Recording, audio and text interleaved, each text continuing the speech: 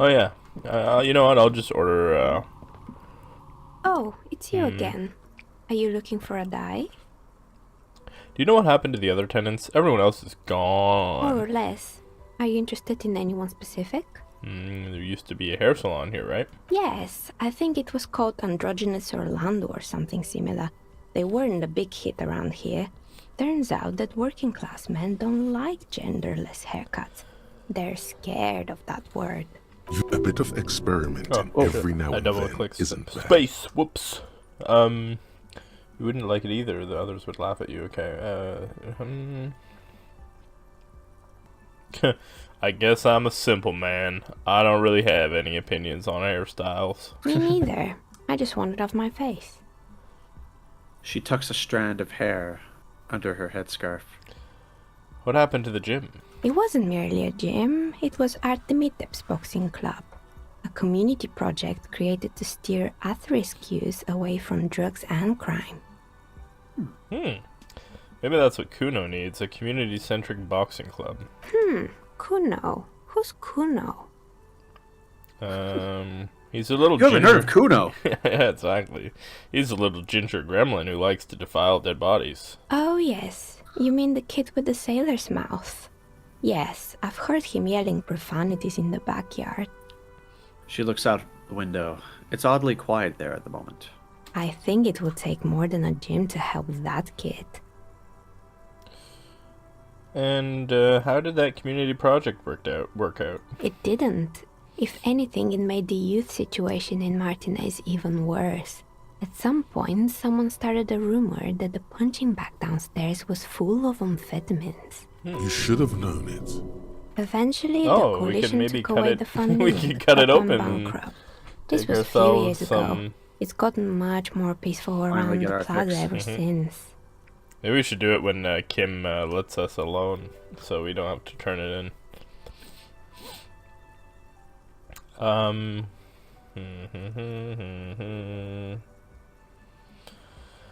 Okay, what's up with the broken windows? Oh, this one's a mess. There used to be a company that promised to repair windows 24 hours a day. What could go wrong with this one, right? Turns out, the business was actually set up as a front for an illicit group that was producing snuff milias. Who would have guessed? And they never cleaned up the debris either. Now it's just littering the hallway and I have no idea how to get rid of it on my own. Cool, very cool about the debris, but what's a snuff milieu? It's a Sub Rosa radio station that broadcasts real murders with real victims. Some people pay good money to get off on it. What does she mean, to get off on it? Don't worry, the ACP has a separate division that deals exclusively with unlicensed Interesting. sub-roses. This isn't our problem. Good luck with that. It's not easy catching those perpetrators. Then she lets the thought go. Did someone here make stuffed animals? I saw mounts lying around. You mean Mr. Fabron, the taxidermist? No, he mostly just did drugs. Cool. But what drugs exactly? I need to know what drugs he was What kind of drugs? for my police report. He got high on some weird taxidermy chemicals. I wouldn't recommend it to anyone. Eventually, they caused him to lose control of his bladder. The smell was awful. Even you can probably do better than that. You can almost see it. A small, sickly old man, hunched behind his work desk, Oh his my pants God. stained with old piss, stuffing a sad, stiff-legged raccoon dog. The entire scene looks tragic. Yeah, it's like fucking like Eleanor Rigby, you know, the fucking Father Mackenzie Darning, what did he say? What? Like, you know, like the Eleanor Rigby song by the Beatles. It's like Father Yeah. Mackenzie da da da. He's like yarning his socks or something. Anyway, it's just like fixing his socks. That's kind of what this scene elicits. It's just like a sad, sad existence. There used to be a Creepy fashion mannequins. atelier here, but I have forgotten the head designer's name. They were doing well for a couple of years until the insect rights activists came. Insect rights activist? What in the name of? The atelier produced a certain collection that used chitin among the materials. Apparently chitin is made in the Occident, where it's extracted from beetle wings. And you know how all kinds of political movements are big in the Occident. The activists shut down the biggest chitin supplier, which of course caused the price to skyrocket. And, naturally, all the most fashionable tastemakers refused to be seen in chitin from then on. The atelier went bankrupt before they could finish the collection. I'm glad someone took care of the little guys. I like insects. Really? Anyway. Looks up at the windowsill where a dead fly is lying on its back, legs curled up in a bow tie. Anyway. Poor guy. Nice image. Suddenly, you get a feeling that insects are important to the case somehow. It's hard to say why. Maybe like the flies floating around the guy's bloating belly. What's with the rotor blades and skis? They were made by a company called Slipstream. After they pivoted from making rotor blades to skis, their chief executive took off on a vacation with all their money. She rests her chin on her hand with an impish smile. Honestly, I think it's quite funny. I think he's still sending out holiday transmissions from Tulula or Tiumotiri or Hashtkor or wherever he is. Interesting. What do those transmissions say? The usual, I imagine. That he's been thinking up all kinds of new business plans and can't wait to get started on them just as soon as he returns. Her smile widens before she sees the lieutenant's face behind you. Men like that are a curse. The lieutenant is stern. Kim does not Sure, like it. but Slipstream is history now. All their remaining assets got seized by the bailiffs in 47. I have no idea why those skis and blades are still lying around in the house. Not much use now, I guess. Fortress Accident, the radio game studio. She closes her eyes as some remnant of a memory lights up her face. She liked them. They were an interesting bunch. We talked about role-playing systems every now and then. Once, I even saw two of them get into fisticuffs over Wirral. They certainly took their work very seriously, even if they seemed to be chronically liberal with their schedules. What do you mean liberal? What happened? The usual. They ran out of money and couldn't get the project done on time. What went wrong? Well, I did hear them talking at times. She looks at the hallway, as if she can still hear them chit-chat behind her curtains on a cigarette break. They seemed to believe they were historical individuals on some grand quest. From what I've seen so far, the project did seem to look quite impressive. Yes, but when the money started to run out, they just began to complain a lot about capitalism. You know, how the markets are rigged to keep out new businesses and so on. Right. In the end, they just didn't get it done. They didn't have enough willpower to produce something truly historic and to show up to work on time. Yep. She's right. Showing up to work on time is important. Showing up to work on time is hard. No, scratch that. Showing up to work at all is difficult, especially if you've been drinking. I love how these are like the conflicting values just put on display here to like grapple with, you know? Discipline and your lizard brain. Yes. Yep. And just like, you know, like these guys, well, they didn't have enough willpower to produce something truly historic and to show up at work. Like, they just, you know, complained and failed and whatever, and like it's all tied together. That's too bad. I would have supported them. Project looked great. Not the wisest decision. You would have lost all your savings. Oh, I meant by like buying the game. I like how there was a misunderstanding. But that often happens, you know, with the options you're given. Yeah. She tosses a pair of dice on the table. One of them stops near the edge of the metallic desk. The dice is black and filled with little silvery flakes, like snowfall. That's cool. Anything else? Okay, I'm gonna skip through these last two. It's getting a bit long. Oh boy, the place was owned by... Indeed. What were the other ideas? Bear. What about the other ideas? There was really just one. And it involved picking out the prettiest girls in the neighborhood okay, and, that's and dark. by man the booth, I mean slump behind the counter with a... Sounds like she really didn't like those girls. I know a girl just like that. She works in Frit as a cashier, and she's not particularly friendly. Whoa. Employing silky teenage girls is a widespread practice, yes. Unfortunately, they always come in packs. I'm talking about acne-ridden girlfriends and gorilla-like boyfriends loitering near the shop. At least that's what happened with Ravashow ICT. And they already had the bear. What about the bear? She Oh, sorry. closes her eyes as if remembering something painful. The bear. She repeats, pressing thumbs into her temples, It like didn't- trying to suppress a headache. It didn't work out. Of course not. The bear was terrifying. No one wants ice cream guarded by a hostile apex predator. To make was matters literally a worse, bear. the fridge didn't work too well either, and half the ice cream came out malformed and partially melted. Oh, Eventually, that's a bad Ravshaw scar. ICT lost the price war to its rival, Glace 5000. Ooh. Glace 5000 sold caramel sundaes for only 5 cents a piece Oh, that sounds so out of good. regular fridges. That bear was scary. Every time I saw that bear, I felt scared. Like, it could come alive any moment now. The That bear's gonna taxidermist take a who made bite it out of said it was his me. vision beast. He said he met his vision beast while high on desiccants. He called it Megatherion. Fair. Sounds cool. Megatherion?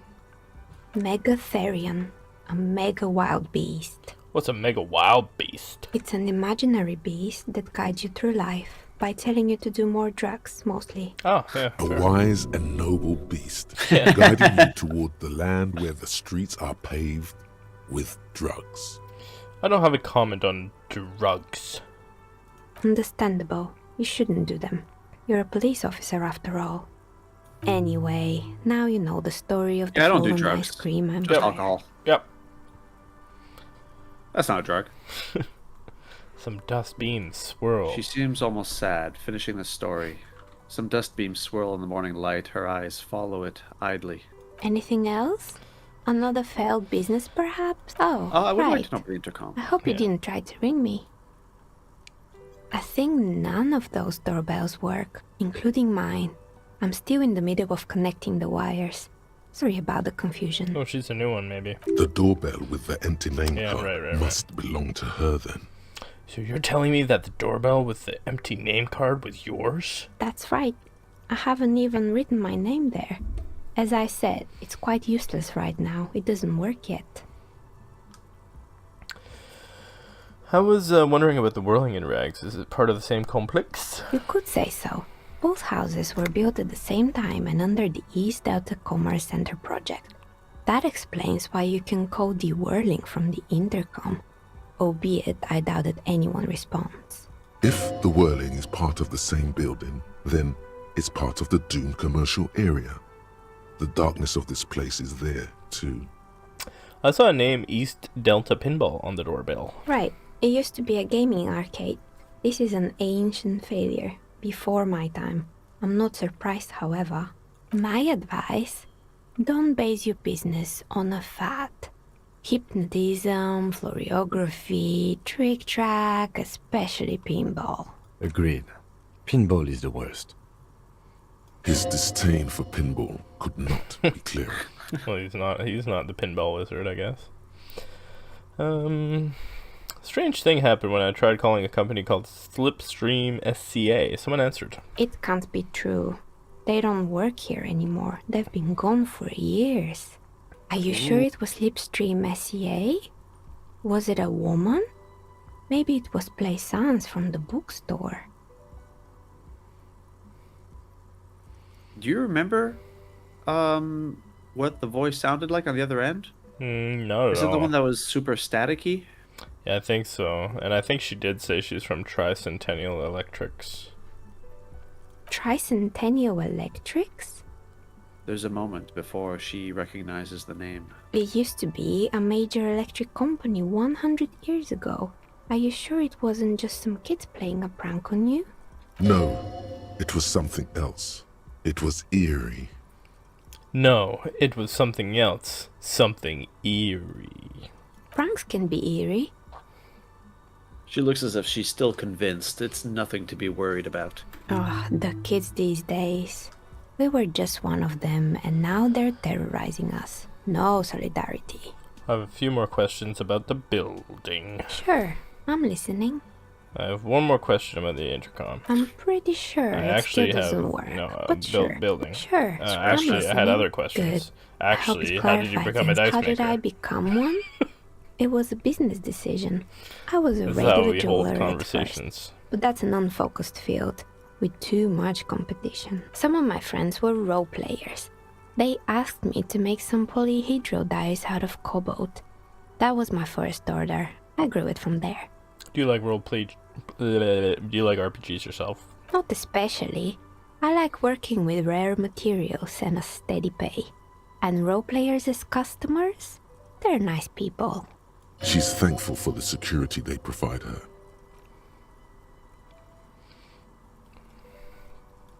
I'm listening. Good. We're I done. hope it clarified things a bit. Of course. Tell me what you have in mind. A star that fell from the firmament? Those cost more than 7 real. Are you sure? Yes, Don't I'm a do star it. myself. I'm a superstar, and superstars don't care about money. Yes, you definitely have the proper attitude. How about a pair of 100-sided dice? Made of ivory and inlaid with lodestone, a naturally occurring magnet, to complement your magnetic personality. Sounds perfect. 10 real, and I can get these ready in 8 hours. It's a deal. Great. See you in 8 hours then. Was there... She's good at sales. Yep. She got me hook, line, and sinker. I get a ivory dice. Oh, All right, Looks now like let's get the someone hell out tried of to here. reconceptualize their business here. I don't get it. Look, the skis and rotor blades both bear the same slipstream logo. It seems likely that they started out making one, failed to turn a profit, and then pivoted to producing the other. Well, the question is, which did they start with, and which did they pivot to? That's a good question. That's a strange leap of imagination. And yet, they still failed. How sad. Reality is ruthless. Fair.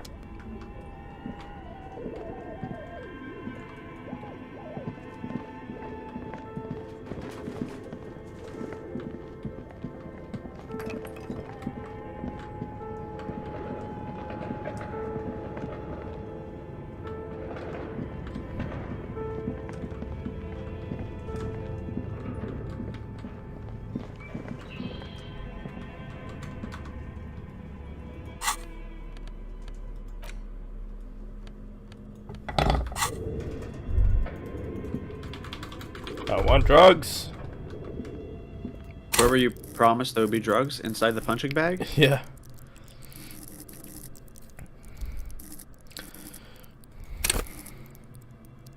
By the way, can we level up? Yeah, we have a point.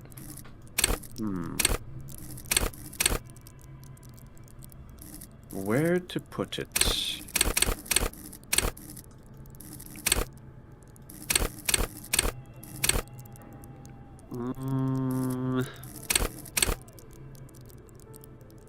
Authority might be good.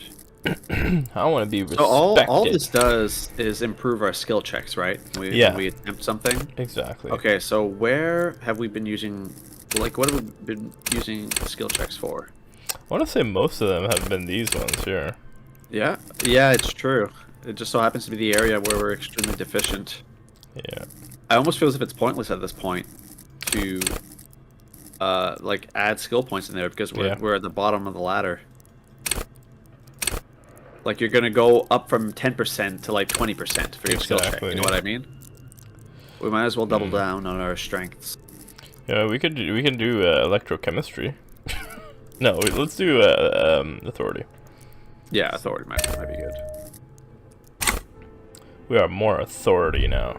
We are the law. Law. I am the law. I am the law. I am the law.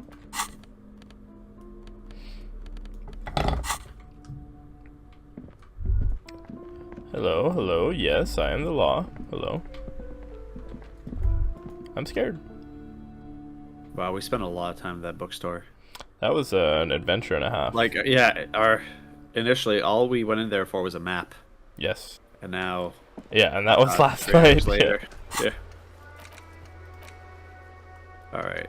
Oh, okay, I actually do have to report back to play. Oh, wait. Oh. Wait, what? The book appears to be erotica, but without actual erotica. Wait, was that just a thought? Okay, whatever. I'll go talk to. Oh, maybe there was a lady there reading a book outside. Oh, maybe. Okay. Just reading some 50 Shades of Grey. It's all good. What have you found? And also, do buy the books. There may be teachings in them. I talked to the entity you told me about. Her name is Neha. She's a novelty dice maker. A novelty dice maker? Well, spit it out. Why does she need the dice? For some kind of sorcery? Sometimes they use the ankle bones of sheep.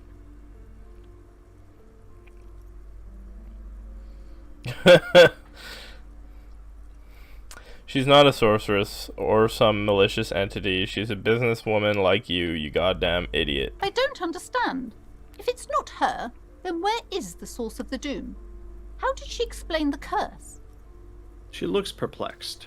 Just don't say you don't have any answer yet. The uncertainty is killing her. To hell with it. Perchance you ought to just lie, sire.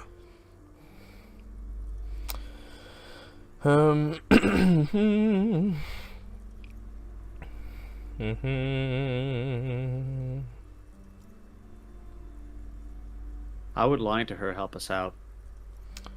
Yeah. Just to have her remain in her little mind bubble. Yeah. I mean, she won't believe that. So yeah, you know, I think cause she's not gonna believe that because she's gonna say, "Oh, the malignant entity would say that." So I'll just go. The source is in the taxidermist shop. He became involved in dark arts, darker than taxidermy, and brought the void spirits down upon this place. Oh, how horrid! I knew something wasn't right about that place. Yep. Tell me, did you find a way to break the curse? Yep, I de-spooked it. The curse is definitely gone. What does that mean? Are you certain? Oh, but who am I to question your methods? She looks at you with sudden admiration. All that matters is that the energies are retreating. I can already feel the curse lifting. Wow. It will be a long time until we're fully free of it, of course. But still. Thank you, officer. Truly, you've brought a better psycho-emanation to this humble bookstore, and that's no small achievement. She so badly wants this to be over. She would have believed anything. It will only last a day or two, a week tops. Then her mood will sour and she will feel the curse again. All right then. All's well that ends well. Should we return to our ordinary lives? Farewell for now, book platter.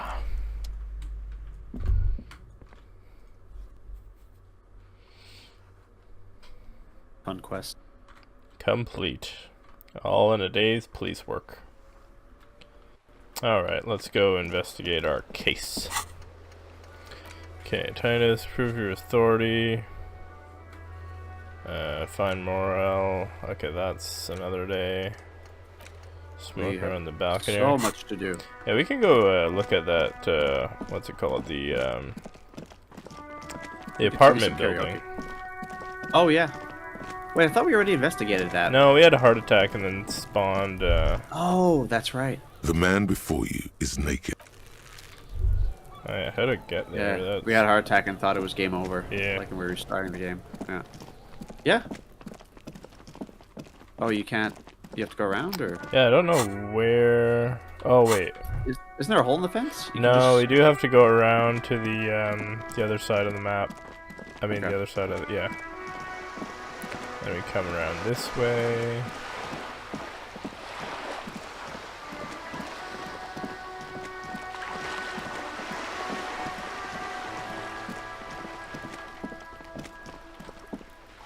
There we go. In here.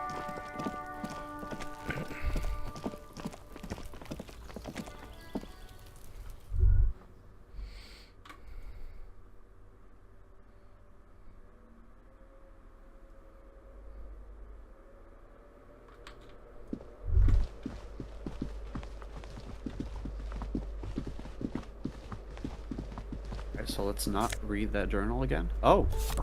Someone's sweeping the floors.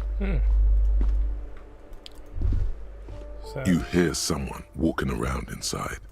The walking stops abruptly, but no, you can feel tension on the other side. A poor communard, from the looks of it. The room is barely bigger than a closet. Who is this? Demands a female voice. this is the Wary police. and- Open up. Do I have to open the door? You hear the clicking of heels again, as the other side walks right up to the door. Her tone is now getting a defensive edge. Do you have a warrant? I'm not obligated to open the door if you don't have a warrant. Let's go. We don't have a reason to get inside that apartment. Door number 9 is locked.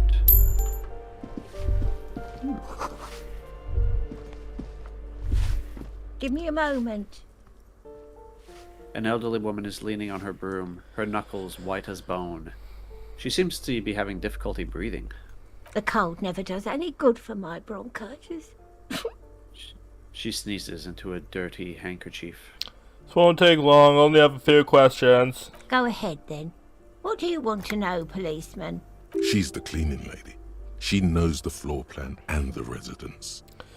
I have a few. I am looking for Martin Martinez. Oh, you'll find plenty of Martins here. Don't you worry. She smiles a gap-toothed smile when she hears you mention the name. No, you don't understand. I'm looking for a real person named Martin Martinez. You told me he's Martin Martinez. Pea-brain. Someone played a trick on you. Martin Martinez Oh. is a name for anyone who comes from Martinez, like Tim dirt. Jamrock or Raoul Ravachol. Oops. You really didn't get the joke there. Yeah, I thought that was a bit weird that he was named after the town. I thought it was obvious. Anyway, officer, we don't have the witness's name. How about a young male in his mid-20s, dark hair, skinny build, a smoker on the balcony? Know where he lives? Yes, I know who you mean. The scrawny boy who's always smoking like the devil, right? She looks at the other end of the hallway. What's he in trouble for? No, no trouble. Just want to talk to him. Do you know where he lives? Talk? The cleaning lady starts laughing, but it turns into a violent coughing spasm. She squeezes her broom, trying to catch her breath. He lives upstairs in room 28. Go to the balcony. It's one of those doors there. He's usually home in the evening. Thank you. We should go check out his apartment on the balcony. See if he's home. Thanks.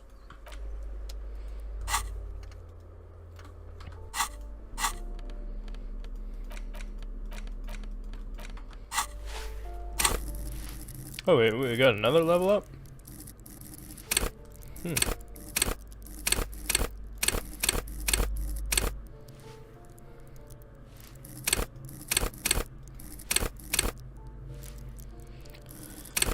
Thinking... perhaps... rhetoric? Practice the art of persuasion. Let's do it.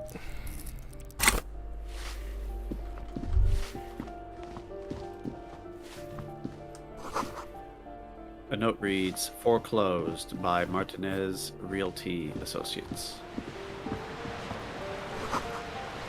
The sea below looks cold and winter gray. An old grocery list on the table, and checks.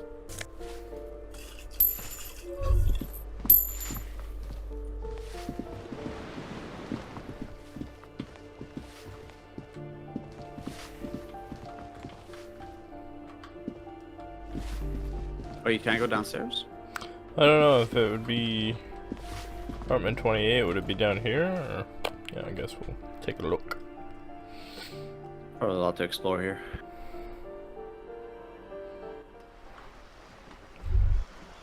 But I doubt it's going to be a labyrinth. It's just an apartment building. Oh, look, you're outside. Oh, it was that door that was locked, remember? Oh, yeah. When the cleaning lady was talking to you? Right. So that means the graffiti artist must also live in this building. Yeah. Because she was up on the balcony. Actually get there now. By going here. Here. There we go. Yeah, All right. There. You vandal. Didn't expect me, did you? I'm gonna get her. Ooh, the piggies have learned how to saunter up staircases. I didn't think you could do that with hooves. But here you are. You're in trouble now, little lady. Yes, Uncle Maynard. Huge trouble. You're gonna take out your metal detector and your collection of bottle caps and shrapnel. Catch you later, Cindy. Hello again, officers. Have you come to admire? I don't like you.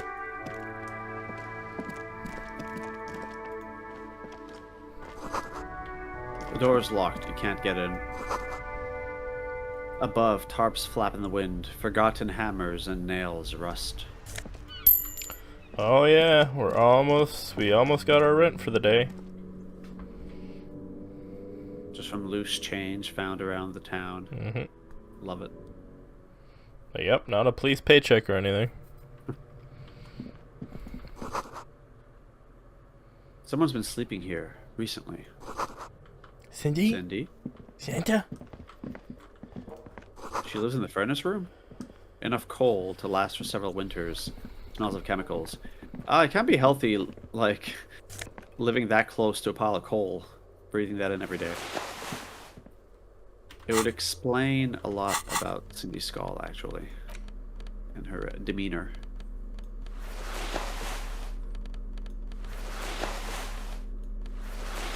What the hell are you wearing?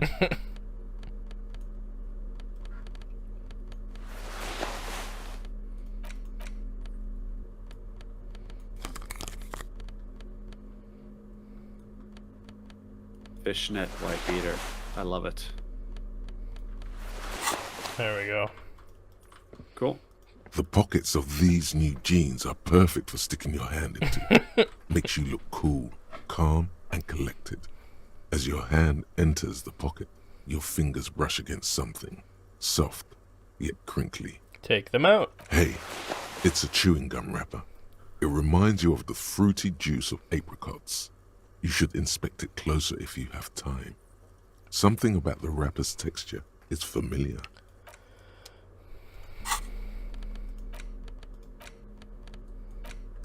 There it is again. The scent of apricots with a touch of cinnamon. Smells like the end of some distant summer. The surface of another planet or some ancient temple. Take a deep, deep breath. Bitter, citrus, sweet. It seems to grow stronger, like a glow, with every breath you take. Until a blossom of skin and flower petals erupts behind your closed eyes. Made of toffee, cream, and distance. You just had to take a dive. Feels so familiar. Ancient temple? Yes, from the height of antiquity. A long time ago. Millennia ago. On an island of time you can never return to. End of summer? The sun sets into the sea, but the water does not boil. Instead, it turns to liquid gold. For a moment, the world's store of precious metals seems to increase dramatically, and you are rich. Sick. There is a movement next to you. The shuffle of a small coat, warm like the evening. But when you turn toward it, there's nothing there. Where did it go? Why are you talking to a gum wrapper? Put the wrapper away. I'm embarrassed. Note from the fridge. The note is written with a blue pencil on a piece of lined office paper. The kitchen magnets have left spots on its surface. Does it say anything interesting? The lieutenant leans closer to read the crumpled note over your shoulder. This is tangential at best, but the lieutenant's detective instinct is still active. Read the note. Someone has scribbled, S. I can't believe the off-site copy is still here. The illiterate ginger kid keeps stealing stuff from the studio, so I had to hide it somewhere safe. You'll find the filament memory with the off-site copy in the frozen ice cream maker. Please take it home, ASAP. It's important. I'd do it myself if I lived in a civilized place with a freezer. Take care. Sully Swaff. With the offsite copy in the frozen ice cream maker. Which we should have it then. No, there's another one. We have to go back down there. Maybe you take. Wait, okay. The frozen ice cream maker. You mean next to the Big Bear fridge? Yeah, exactly. I'm pretty sure you rated all the items in there. I didn't open the ice cream maker though. Oh. Okay, I'll just do this. Looks like someone from that radio game company upstairs. I'm a little surprised they just left their property lying here. Maybe they had to leave. That's in a hurry. plausible hypothesis. Who's the illiterate ginger kid? Remind me again. What's the It belongs inside a radio computer, storing its memory. Right. It's really? You don't have a single guess? Oh, you mean Kuno? Oh, I'm sure that child would love to get his hands on a filament memory, even if he doesn't know what to do with it. I don't know. I assume it's somewhere close. Didn't you see one right next to the breaker box? I did. The worn mat features your finger finally. Okay. What are you looking for? I just wanted to go through my items. Ooh, what's this? Okay.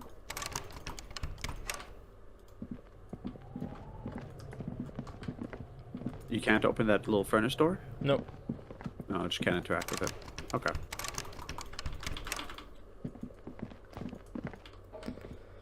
Alright then.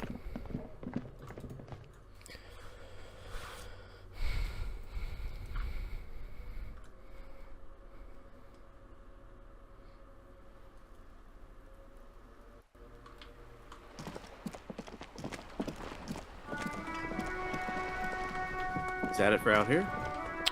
Yep. Nothing. Okay, cool.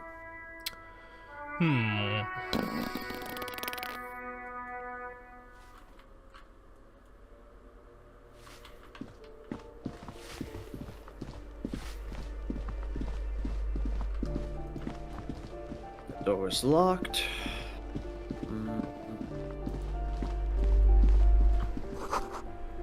An old shoe rack, boots, sneakers, and old slippers. Apartment 12, a loud, rumbling snore comes from within. Oh, can't knock though, can we? Here we go. Oh, it's just the lavatory. These shower curtains are covered in some sort of slime. Nice. Oh yeah. We can't knock on that door, when we hear a snore from?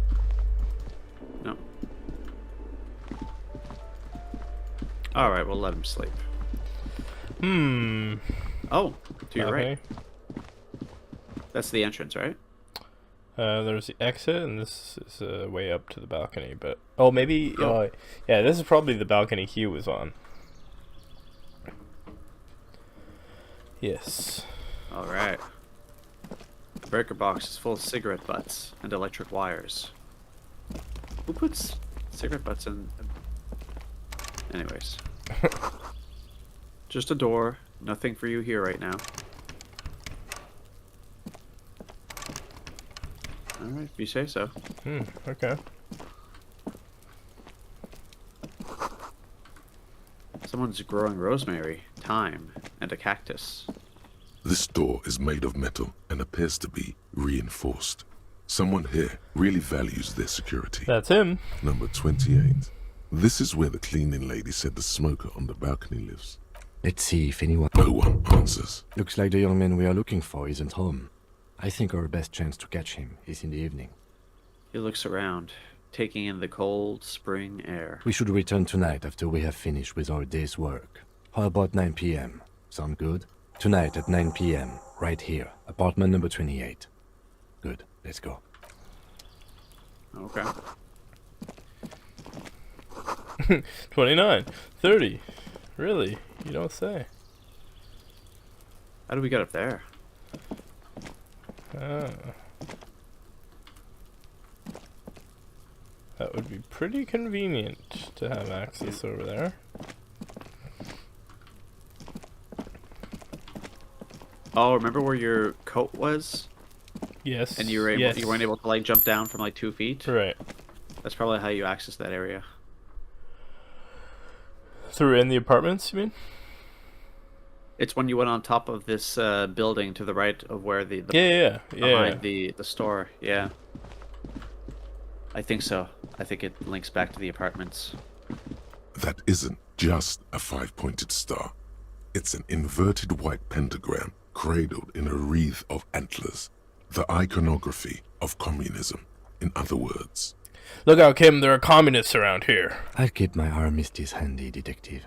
He doesn't actually reach for his gun. Inspect the symbol closer. The star and antlers was developed in the 6th decade of the last century and quickly adopted by Mezov and the communards during the revolution. Even today, half a century after, the star and antlers retains the ability to evoke hope, disappointment, and fear in equal measure.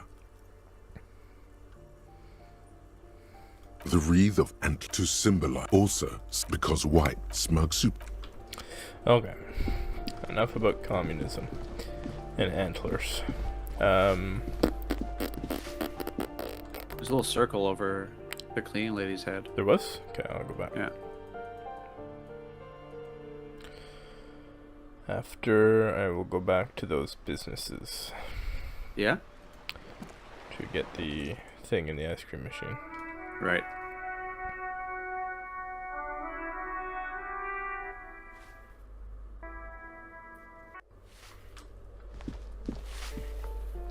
Give me a moment. The I'm no cleaning one. lady. Just an old woman who cleans these hallways. If you can call it living. She I spits had a on the little floor. room upstairs right next to the coal room. It's barely bigger than a closet, but I don't complain, no. I have my bed and my aching bones to keep me company, and that's all I need from this world. I have a few questions about those apartments. Ask away, policeman. Oh, no. I really don't want to. I just want to click through all these. This is gonna We don't have to listen to all of them. yeah, let's The just... hell am I? Some lunatic. With how small these rooms. People come and go. No one Maybe it's a great young people. God damn it, I think I he just- studies astrology at the community college. Wait. Oh, we can actually scroll up and Education's good. see. Yeah. I always what tell happened. them to study. So you said, sure, I'll go see what I can find. Investigate apartment 10. number 10 for the cleaning lady. Okay. Oh, wait, so... Who lives in apartment 10? No one lives here. It's been empty for months. But I talked to someone through the door. Impossible, Right. the cleaning lady says. I would know if someone had moved in there. She pauses, eyeing the hallway. Maybe it's those counterculture people breaking into our house like it's a public space. You're a policeman. Be good and take a look, will you? Oh, yeah, okay. Something to do with all those stars around his door. Here, the symbol of what now? Yeah, I don't think there's any I way we thought can Revachol was skip the this stuff capital. without The artiste. knowing what the hell's going on. Nothing I can do about her, I'm afraid. She ruins the walls faster than I can clean them. Still, She leans on her broom. she leaves an old lady to her business. More than I Oh, can say I'm curious for about others. Cindy, though. Okay, what can you tell The me about Cindy? artiste. Nothing I can Oh. do about her, I'm afraid. Okay, yeah, we just asked her that. She ruins the. She leaves an old lady. That's all. She mumbles All right. some kind. Let's go investigate apartment number 10. Ah, there we go. Firing squad for the rich. Oh, wow, that's what the You graffiti hear says. someone walking around inside, rearranging the furniture. A poor communard from the looks of it. The room is barely bigger. Do I have to open? Do you have a warrant? Let's go. We don't have a reason to get inside that apartment. This Yeah, is you a- can. Yeah, Yeah. now I can say this apartment is supposed to be empty. Did you break in here? Excuse me? Of course not. There's no sweet talking your way in there. Be official.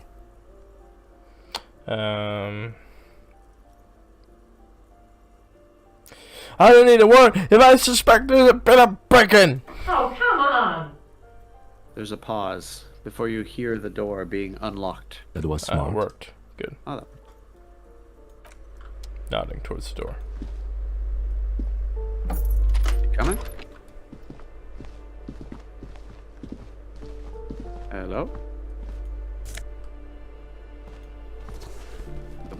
Just take all your stuff, and then we can talk. Yeah, exactly. Nothing else around here. Oh.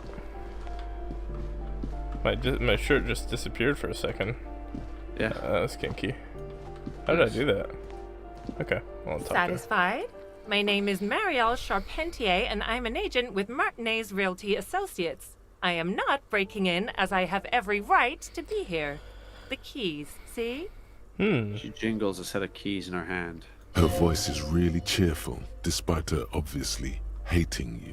Do you want to see my ID as well? You can't legally ask for it, but why not? Want to see my residence permit too? She fumbles through her purse, fishing out a light paper-clad passport. Inspect the passport. It feels flimsy in hand, with the words Revachol Zone of Control written under a nondescript municipal logo. There's a picture of her with shorter hair inside, along with all her personal details. Be friendly. Nice haircut. Thank you. Do you have any questions? I need to be back in Midtown in an hour. Who living in the foreclosed apartment down the hallway? Oh, that's another huge mess. The former tenant owes us 3 months of rent. 3. We closed the apartment and planned on auctioning off the valuables, but... Oh, I took them, so. And again, I have no idea how stupid mistakes like this can even happen. But Ron, when he came to close the door, didn't close the neighboring door. And there's a hole in the wall. A hole in the wall. Can you believe it?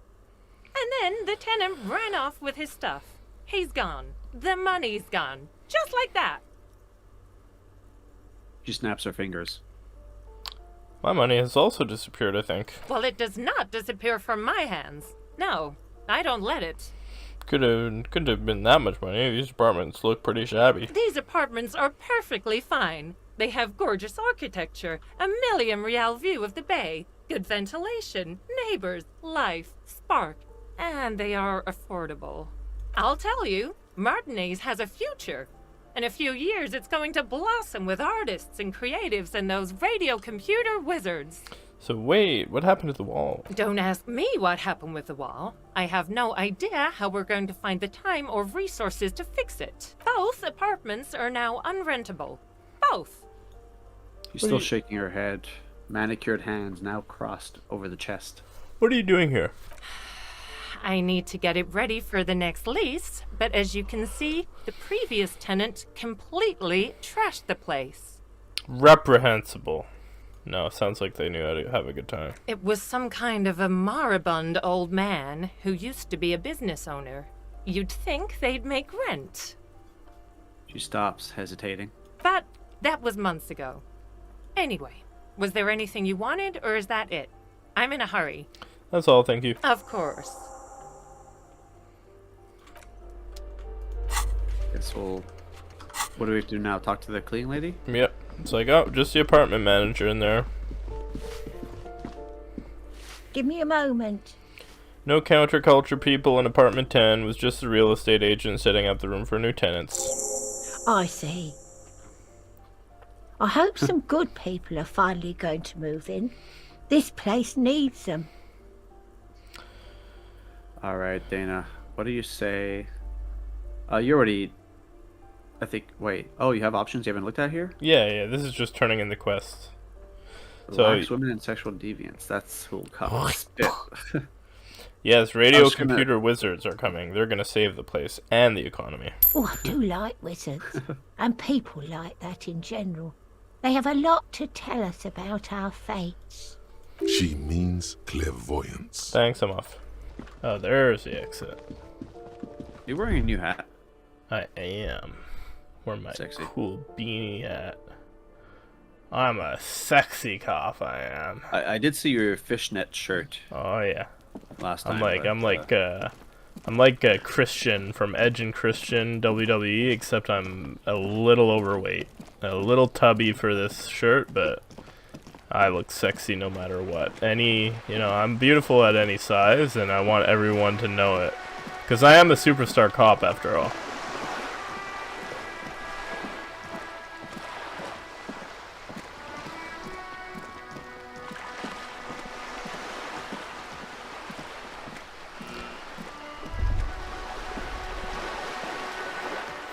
This coin-operated viewer is facing southwest.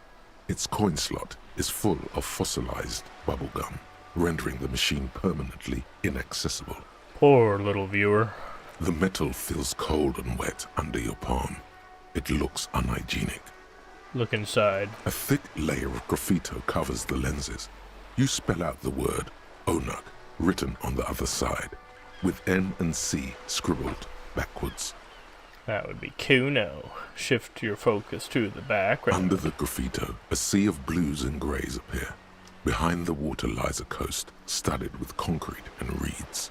On it, a church on stilts, lanky weather-worn wooden planks, an X-shaped cross topping its tower. The church looks old and weather-worn. There are no lights in the windows. Probably some kids. Shake my head. Goddamn vandalism. It's goddamn vandals. The ad reads, broken window. Tim says windows. Wow. What about this viewer? This coin-operated viewer is facing south. The instruction manual says to insert 25 centimes and pull the handle while looking inside. Then use the focus knob to zoom in if necessary. Nah. Not right now. I'll Save leave. your hard-earned cash. Yeah, I need to pay off Gart.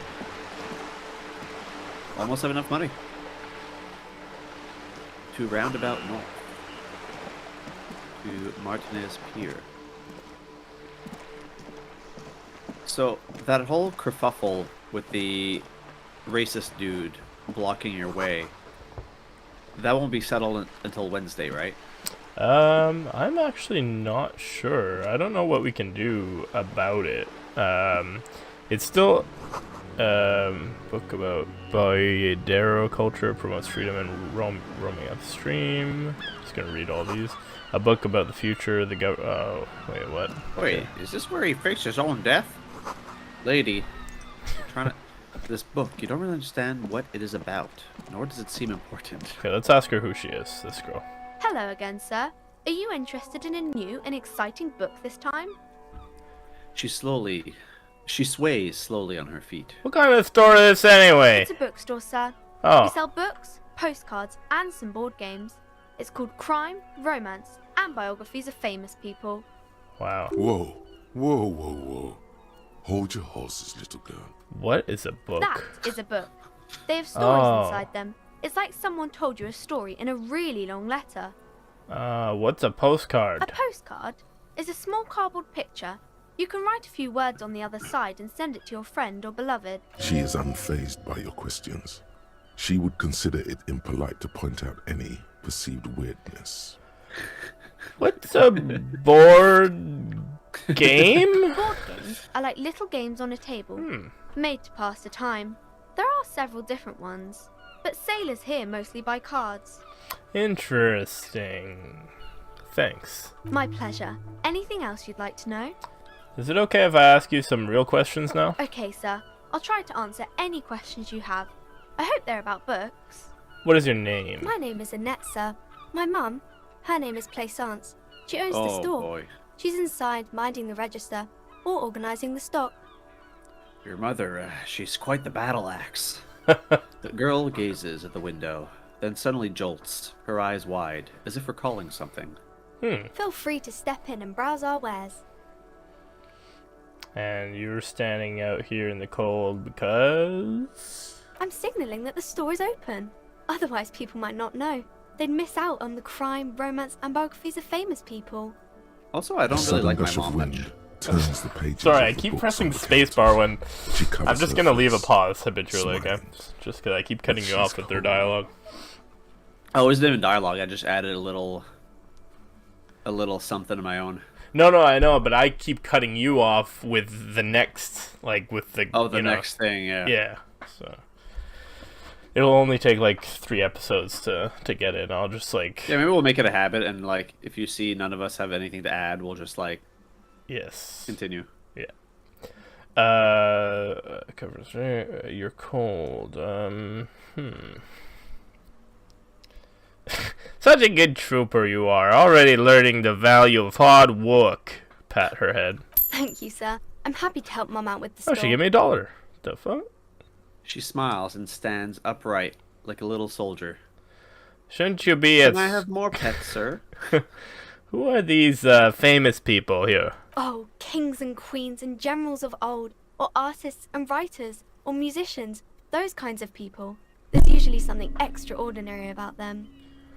She scratches her cold, reddened cheek, then continues. I think that's why people read them, to find the secrets of their fame. Seems like most people who read those books fail to get more famous from reading them. Reading those doesn't make the readers more famous, does it? But it does make the famous people more famous. She smiles gleefully.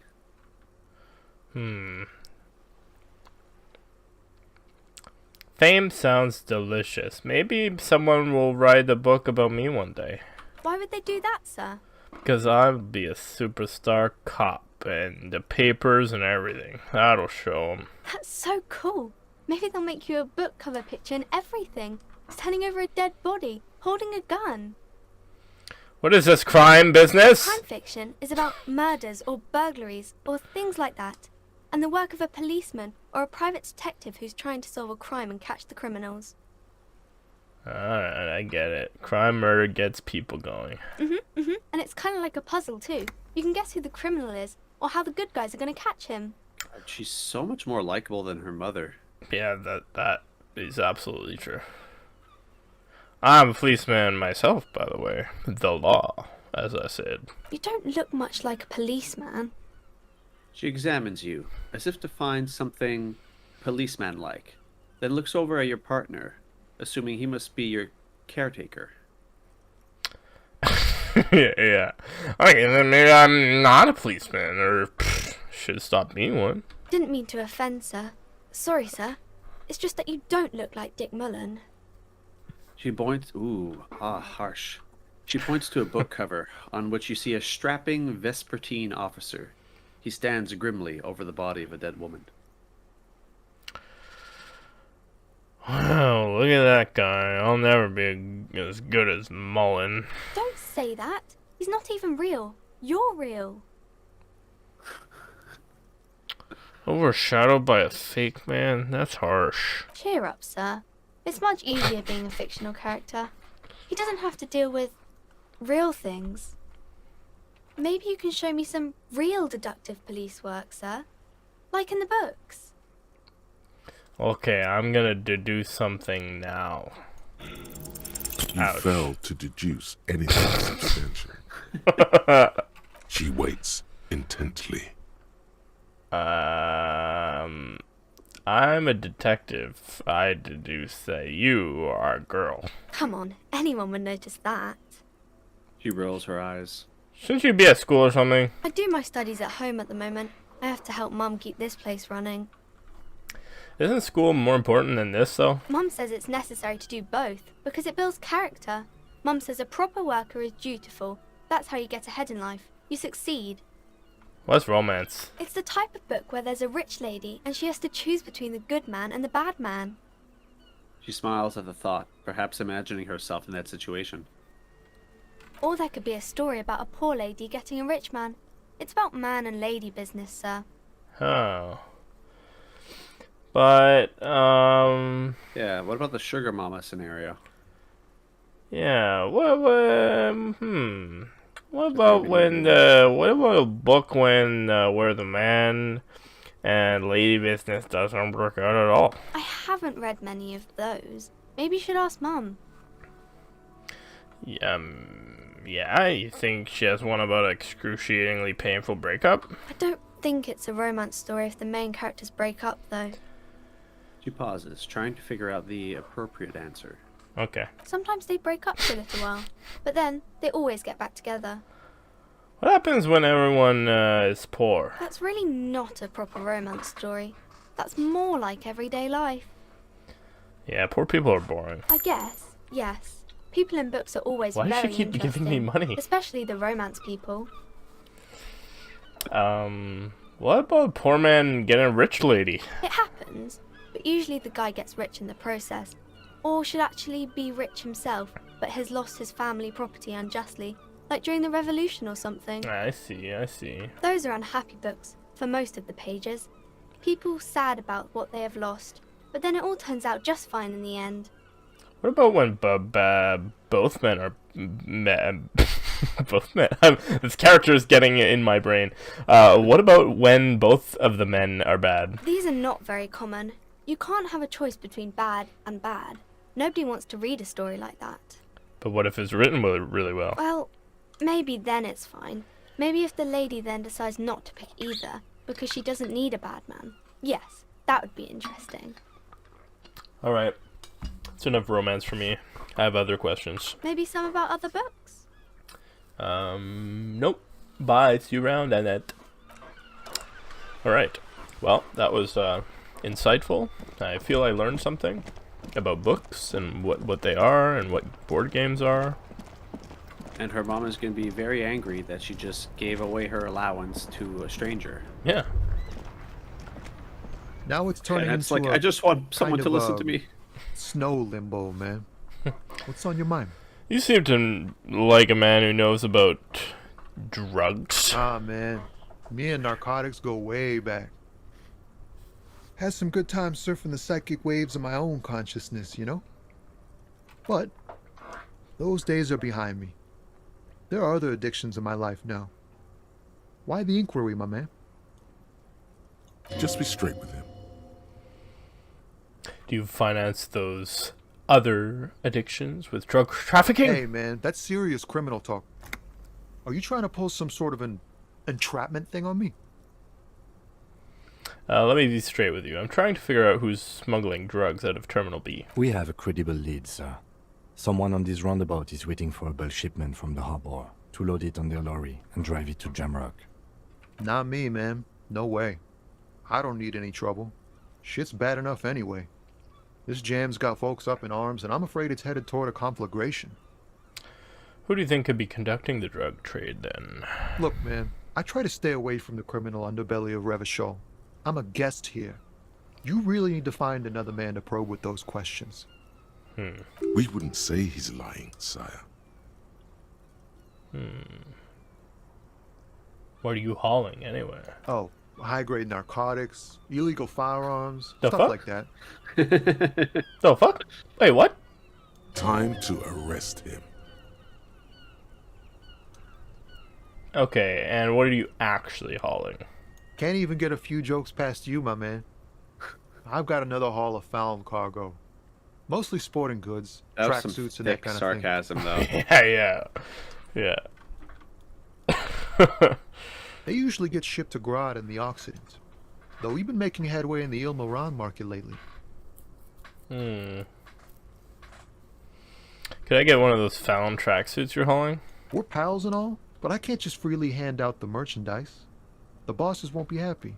Alright, so nothing illegal then? Not unless they've illegalized sports equipment while I was on the road. That's your machine behind you? This rockin' beauty. Sure is. Like a rash you can't get rid of. You interested in heavy-duty cargo machinery? Yeah, those lorries are pretty neat. Neat. For carrying large quantities of cargo a long Yeah, distance. cargo's my thing. These found yeah. tracksuits need to find their way to the kids way out in Wamrau and Laurent Bird somehow. There it is again. A little touch of sadness beneath his cool. He thinks he's spent too long in this lorry. I had another question. The man taps his fingers rhythmically against his arm. That's all for now. Bye-bye.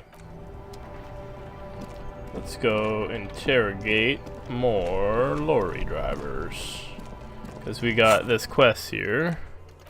The Jam Mystery. Interrogate the drivers about the smuggling. Who was it that gave you that mission? Joyce. The girl in the boat. Oh, the boat girl, right. Yeah. Oh, that's right, we're doing this for her so she can give us some information in kind. Yeah. Or, I guess get us on the Union's good side or something. There seems to be some new Looking for activity going something, on. Come to tell me to fuck off again? Yeah, I'll go check that out. Actually, he is a lorry driver, so... You're a lorry man, right? What's your stance on drugs? Drugs? They're shit, man. I don't let anything pollute my body. He takes a long drag on his cigarette. Why not? You know where that shit comes from? Sarah Miriza, Safre, Ilmara. They take the money from our local junkies here and then use it to outcompete us in the manufacturing sector. They know they can't beat us in a fair fight, so they have to get us to weaken ourselves somehow. It's racial sabotage, racial economic sabotage. There's your in. Take his side in this particular fight. Here's your in, okay. Let's screw this up. Listen, I agree. It's our responsibility to keep this poison off the streets of Revshall, right? He eyes you warily, unsure how to respond. This goes on for about 2 seconds. Then, damn, it didn't work. You should have signaled you're a nationalist before. No. God damn it. I don't know shit. And if I did, I wouldn't tell you. Puffs on his cigarette. Then why are you still hanging around here for? Most other camionneurs have left. What do you think? I can't leave the lorry unguarded. Stuff's been getting looted lately. It's those little kips sneaking around at night. If they touch my stuff, the bosses will be on my ass like ass cancer. You wouldn't... yeah, alright, fair enough. I did see one lorry with the trailer doors open on my way here. Do you know what happened? Yeah, I knew that guy. He was an honest driver who loved his country. We were having a good debate about genetics at the Wheeling in Rags when some kip boys smashed his lock and took damn near everything. Lost his fucking job over it. Since he left, I haven't had anyone to talk to. Bad for him, I guess. It's a fucking travesty, is what it is.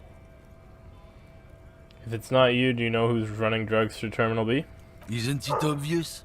Fucking Sealang, that beady-eyed South Samaran.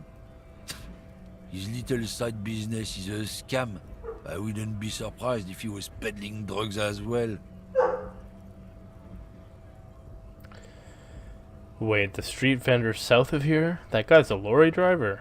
Of course he's a lorry driver. What? He tell you he's just some simple businessman or some shit? He's selling his employer stuff after he broke the seals on his Humanux lorry.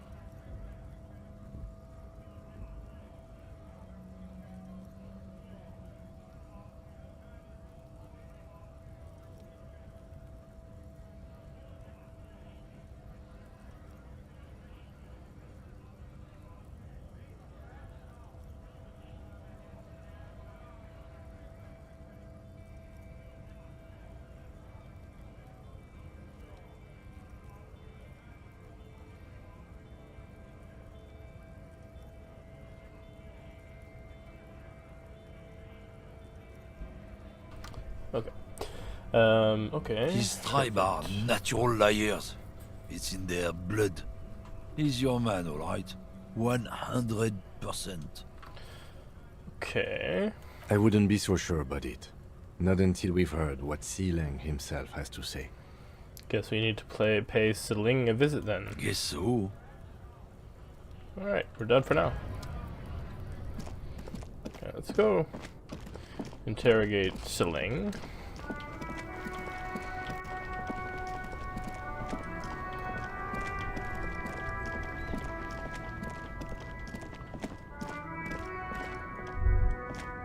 Everything's still cool here, officer. The street vendor assures you. So, Sealang, what's your stance on drugs? Drugs? I don't go in for that, officer. Drugs ruin lives. Unless you're into drugs, of course. In which case, drugs are excellent. Mwah! Tasty, tasty drugs. I'm super into drugs. That's very cool. A lot of the coolest detectives do drugs. Sadly, I don't have any drugs on sale. Or at my home, or on my person. We're looking for a lorry driver who's transporting drugs out of the harbor. He or she is in this traffic jam. That's even cooler. You investigating that and all. But, I am not a lorry driver. I'm just a street vendor. I don't know anything about that. You're lying. A blatant lie, sire. Yet he tells it with such conviction. We'd believe him if we didn't know better. But you are a lorry man. Another driver has identified you and your lorry. Who said that? It's the fat racist, right? I bet it's him. He has an agenda against me because I'm an immigrant who works harder than he does. He's a hater.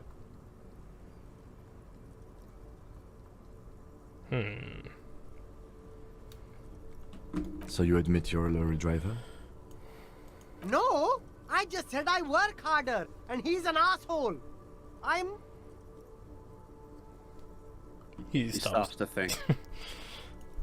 Okay, maybe I'm a lorry driver too. A little. But that's not the most important thing about me. That's my day job. This is my dream. He spreads his arms. So you forgot to tell me? Exactly. It's such a small part of my life. It's in the rear view mirror now. I'm climbing out of that hole with ingenuity. So, like, my source tells me you're the one transporting drugs for the Union. No! That's insane! It's the fat hater. He's been eyeing me for a week and he sent you here. Maybe he's the one, huh? Have you thought about that? Stop squirming. What do you know about the drug operation at the harbor? Nothing. I told you. I'm not a dumb guy. I don't get involved with that crowd. And what crowd is that? Crowd? You know, the drug crowd?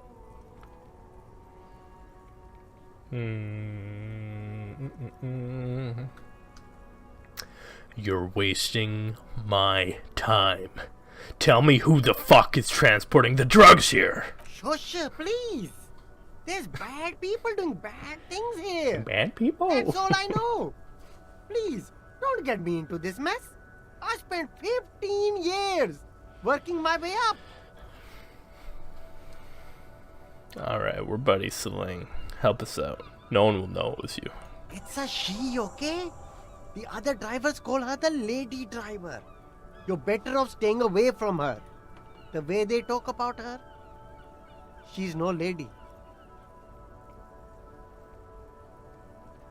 Is the lady driver the old woman back there?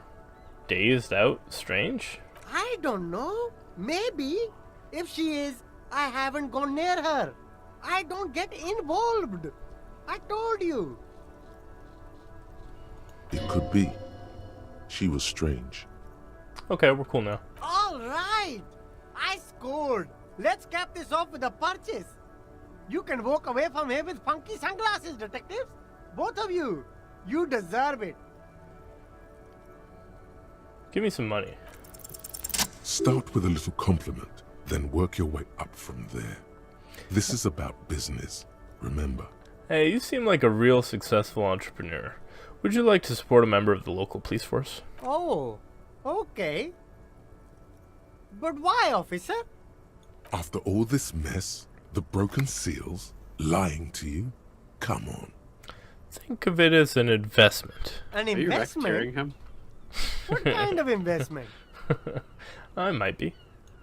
Or you could not make this about corruption and go with something even wilder. A protection investment.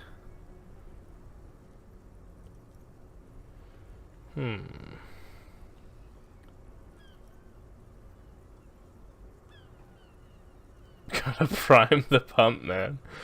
Or you could not go make this about corruption and go. I'm really not sure what's gonna work here. Yeah, me neither. I just go with your Like gut. blackmail, I can just blackmail him. Nah, that's probably I'm thinking between like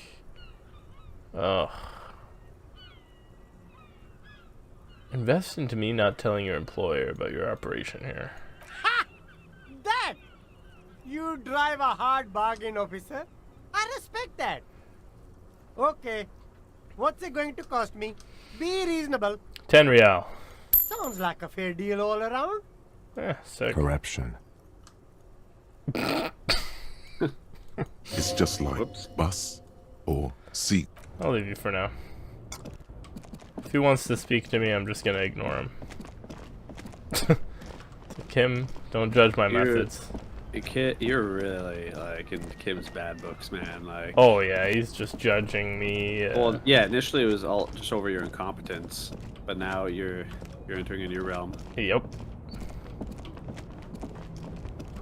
He's like, first of all, you don't even dress like a police officer. This whole episode is gonna be. Still has You're like, I'm her undercover, eyes Kim. fixed Yeah, on the exactly. photograph in her hands. In the background, the radio plays. Snap my fingers in front of her face. If you want her attention, you may need to be more forceful. Snap my fingers twice. Where am I? Who are you?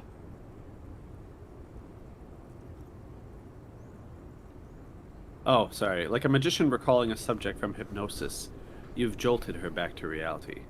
The smile on her face has disappeared, replaced by the wary aspect of a cornered beast. I was actually hoping you could tell me that. Never mind. I remember now. I'm still stuck in that traffic jam in the 50s. She adds with contempt. Wait, what's so bad about the 50s? The men have the small jaws and everything is made out of plastic. Why do you need plastic when you can make the world out of amber? When else would you be then? Back in Mecca, during the time of the revolution. The sidewalks and cafes are filled with young people. I was on my way to see a new Boyadero picture starring Gabriel Buendero. Until you came along, that is.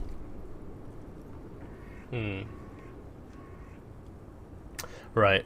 I have some other questions for you, police questions. Why not, Harife? It's not like I have anything better to do in this hellhole.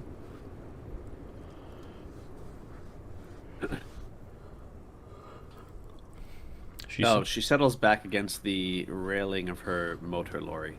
Behind her, mountains of memorabilia, photos, and knickknacks line the background dashboard. What are you hauling? Diamonds. Diamonds, really? Of course not.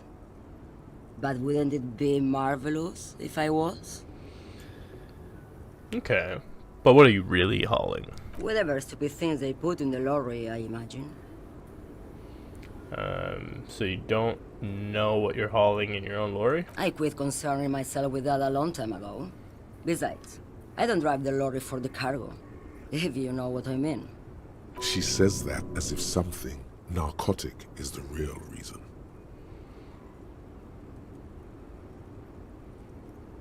What if the cargo is contraband? Then it's contraband, lawman. What? Do you want to take an old woman in? Be my guest. Lock me away like Bad Hand Hermenegildo. Alright. Bad Hand. Hermenegildos' bad hand. Strangled 300 people. What can I say? Some people just really like strangling people. Alright, are you the lady driver? Did you just call me a lady, Harife? She clearly doesn't think she's a lady. Don't repeat it. I was told of a woman driver. You're the only woman here. I'm not that either, Harife. I've gone too far from it all to remember what was between my legs. It doesn't work like that on the long haul. So you're not the driver everyone is terrified of. I'm only terrifying to small children and to those who used to know me. Yeah, it's not her. Believe me. Then who is the female driver I was told of? How should I know? Do I look like I spend a lot of time with the other communers sniffing around when I have my movies to go to? Why are you scary to the people that used to know you? Because they can no longer recognize the person I once was. You said long haul, that's... The big ones, the trucks. There's no women and men there, it's all just... He hums along, as if to a track on repeat. In the middle of this town, there's a ghostly motorway. It takes all the people where they want to stay. Alright, that's all I need to know for now, thanks. Oh, Sim. The woman stares at you, her mind elsewhere now, on other matters. Something in her is pulling towards some unknown rest state. She twitches, like a sleep kit. Before I came, you seemed away. She's just a distracted old woman. We should maybe let her get back to her things. Come on, he thinks. What things? She's not the lady driver. You hear that, Lowman? I don't think your partner likes you spending too much time with me.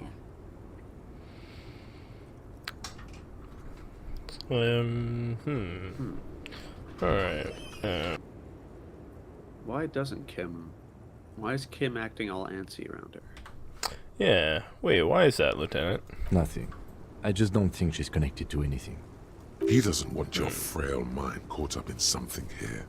Something unconnected to the case. But connected to this woman tuning out like that. Should you drive a lorry if you get like that? Oh, don't worry about me. I'm one of the best communers around. I drive routes no one else will. What routes? Lomonosov's Land, Udashnaya Zemlya, the Western Plain. She nods and closes her eyes again, letting her mind submerge. The Transcatalia Magistral, U41A, Adestradas du Mirador, all the good ones, the deep trenches, where the bluebirds fly. She opens her eyes again and shudders. Cool. Ride until your death, sister. Irmao, I already am dust. You seem like a woman who knows a thing or two about drugs. What do I need drugs for, Lowman? What I see, what I feel, the great adversary, no drugs can compare. Not really what I was getting at. Then what were you getting at? This line of questioning is going nowhere. Try harder. Maybe if she thought you're corrupt. What is it that you're hauling exactly? Your man, Lowman, what of it? Okay, let me put this another way. Are you drugging smugs through Terminal B? Maybe. Probably not. Makes no difference to me either way.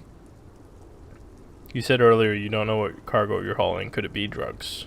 Just this month, I made half a dozen trips from Saramiriza to Grad, the U41A. What do you think they take from Saramiriza to Grad, Lowman? Drugs? No, Lowman. Diamonds.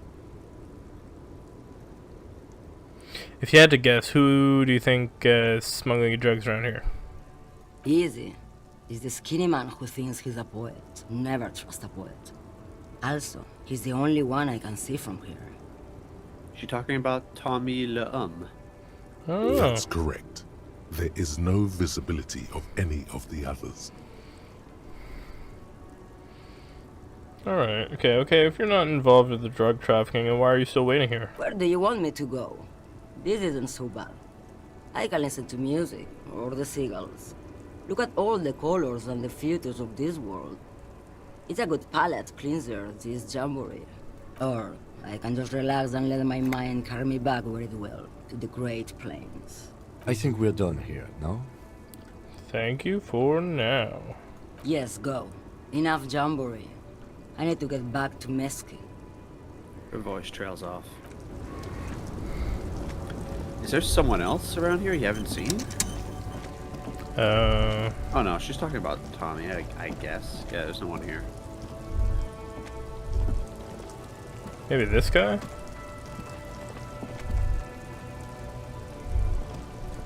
What guy? Actually, never mind. I couldn't highlight him. Yeah.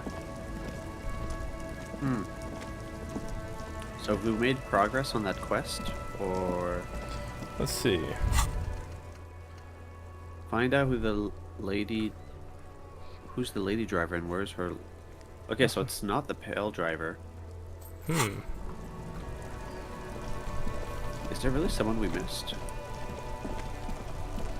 I'm gonna go back in here for a sec.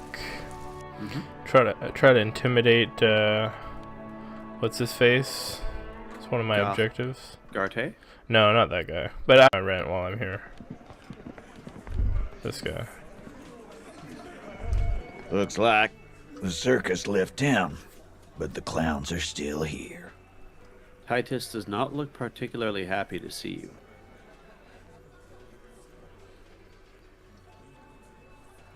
Want to talk yeah, about? that's not gonna work. Hanging again? Again. Just get the dead guy's autograph, since you're his biggest fan. Good one, Titus. Why don't I just arrest you? Yeah, lawman. Why don't you? Not in the arresting mood? His mean little eyes come alive with hatred. By your side, the lieutenant keeps his hand away from his holster. You hear the nylon of his coat hiss as he steps closer. Easy. Walk back from the provocation. They're armed, and they outnumber us. The lieutenant tries to establish eye contact with you. Easy now, let's just talk. Wise move. You made no more questions. Okay, I'm embarrassed. My morale is damaged. God damn. What? How can I be more intimidating than this? Like I don't know, man. That's as like tough as it gets, right? What if I do like gloves? I'll wear gloves. Maybe even I'll wear this jacket. I'll have authority. No, wait, no, that's minus authority. No, you gotta find like if you want to get more intimidating than that, you gotta find like one of those Borat onesies. Borat onesies. Physical instrument. Here we go. That'll do it. Yeah. Really? Like a stained tank top? Yup. Reeking of sweat? This sleeveless shirt is the best choice if you're not afraid. Okay.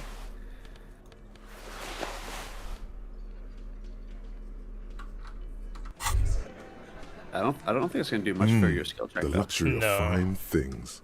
Just look at those black monk straps. After spending an entire day hustling, who's to say that you didn't deserve a pair of ridiculously expensive shoes on your tired feet? You're right. Beautiful things do make people happy. Beautiful things give you a rush. It's power. Crafting your style, draping your flesh in silk and leather, deciding how to present yourself to the world. Remember, when they come to take it away from you, you worked for those shoes. Whether you like it or not, wearing these shoes has made you more liberal. Ultra liberal. Wait, where did the money come from? I don't know. Are people just tipping you because they're just like in awe of your style? Can I help you? Got the 20 real? Yeah, 20 real for tonight. Good. You got the room for the night, but yeah, I don't want. Right, I just wanted to not hear him. Yeah. Continue. Ooh, That's okay. fair. Let's talk to this guy. It's all about money, you know. Yeah, that's true. I think we should see what's going on with the unioners. Yes. Back to the unioners we go.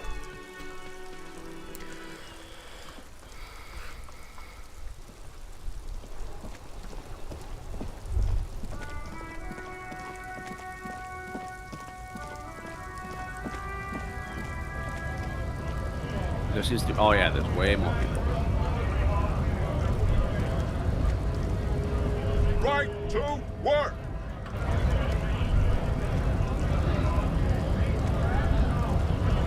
Okay, I take it back. There's nothing new. What about this dude up here?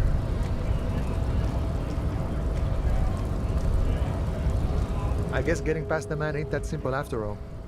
So, what now? Measurehead thing didn't go well for me. Could you help me with that somehow? Sorry. Busy surveying the situation. I'm sure you'll figure something out. You guys have all sorts of gadgets these days. Wiretapping, telescopic batons, futuristic circuit bending to infiltrate harbor machinery. Maybe you could even knock that Kowalson crane over using some remote controls. Or calling in tactical air support. You guys have air support, right? Pretty sure we don't. At least not all of these things. I get it. Hush hush about the secret technology. He pats the side of his nose with his index finger. Something changes in his disposition. A merciful smile in the corner of his eye. All right, I may have some advice for you on how to deal with Jean-Luc there, out of solidarity to the RCM. It's low in technology, however. Yeah? First, don't fight him, obviously. Second, get him to share his theory by being subordinate. Admit your lack of expertise. Basically, grovel. That's how I do it. You're welcome. Maybe that would work. We'll have to see. Okay. As a weasel myself, this is the advice I give you. Yeah.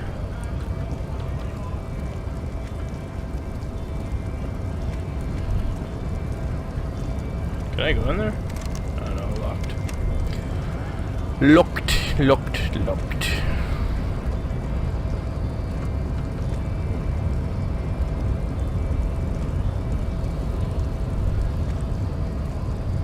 Your race descent has only worsened since I last saw you. You have really let yourself go. Alright, well, I'm, you know, honestly, you guys are pretty, like, a lot better than us whiteys. Ask what kind of races there are first. Classification is core to this stuff. Alright, Measurehead, I am new to this world. Help me understand its races and give me all the 4chan knowledge you have. I need to know what kind of different races are there to begin with. I don't know. Do you? I do. There are 3 categories of race. Type A, the heroic races. Type B, the servile races. And the vile CF race cauldron of pederasty. Which one do you need education on? Well, let's start with the vile CF race cauldron of pederasty, please. I knew you would go straight for the vile cauldron. Everyone does. You need to first learn about Type A and B to appreciate the depravity of the chimeric races. Okay. Yeah, I mean, otherwise, it just won't make any sense. Yes, it would seem nonsensical. Alright, well, let's start in order then. I love Kim so much. he's a great support character. Yeah, and just he's everything he says is just so deeply like sarcastic. Yes. And that picture of him, just that one like picture just says it all. No matter what he says, it perfectly encapsulates what he feels in the moment. Yes. Just looking at you with those like judging eyes. Yeah. Let's go with type A first. Those are the Simonese, the Areopagite, and the Occidentals, excluding the Maun, of course. The Maun are riddled with eczema to the point where they find it impossible to smile. They are all lactose intolerant, a common result of inbreeding. Okay, so... And this is supposed to be the apex predator of our species? Yes, well, the Simonese, the Areopagite, and the Occidentals, but not the Maun, which I guess are part of the Occidentals, because it's like the Occidentals dash, excluding the Maun. I like how this dude's portrait is like an abstract painting. Yeah, yeah. Like he's so above us that he's achieved this like godlike status that you can like barely discern him from like other humans. He's like this otherworldly being. A receding genetic pool has led the Maun on reprehensible street parades. In Maun cities like Stadskanal and Vredefort, wearing wooden clogs on their feet and little green tassels on their hats. So, who exactly are the Maun? You know them by the names of their nation states. The Oranese, the Gotwaldians, and the Königsteiners. My people simply call them Maun. Okay. The Maun are proof that you can have too much Occidental racial purity and Tasso-centric culture. Inbreeding has led to a lactose-intolerant subrace whom no one can take seriously. Okay, got it. Who are Type A then, in your view? The Vespertines and Messenians of Vesper and Messina, the ancient Meteorans of Meteo by the Golden Pisantic Sea, the Suren of Sur-la-Clé, and even the North Königsteiners, all have Type A race propensities. I feel like I'm going to be quizzed on this after to get through. Let's hope not. If that happens, you can just scroll up. Yeah. Actually, yeah, okay, when we have something to say, I'm just going to pause it.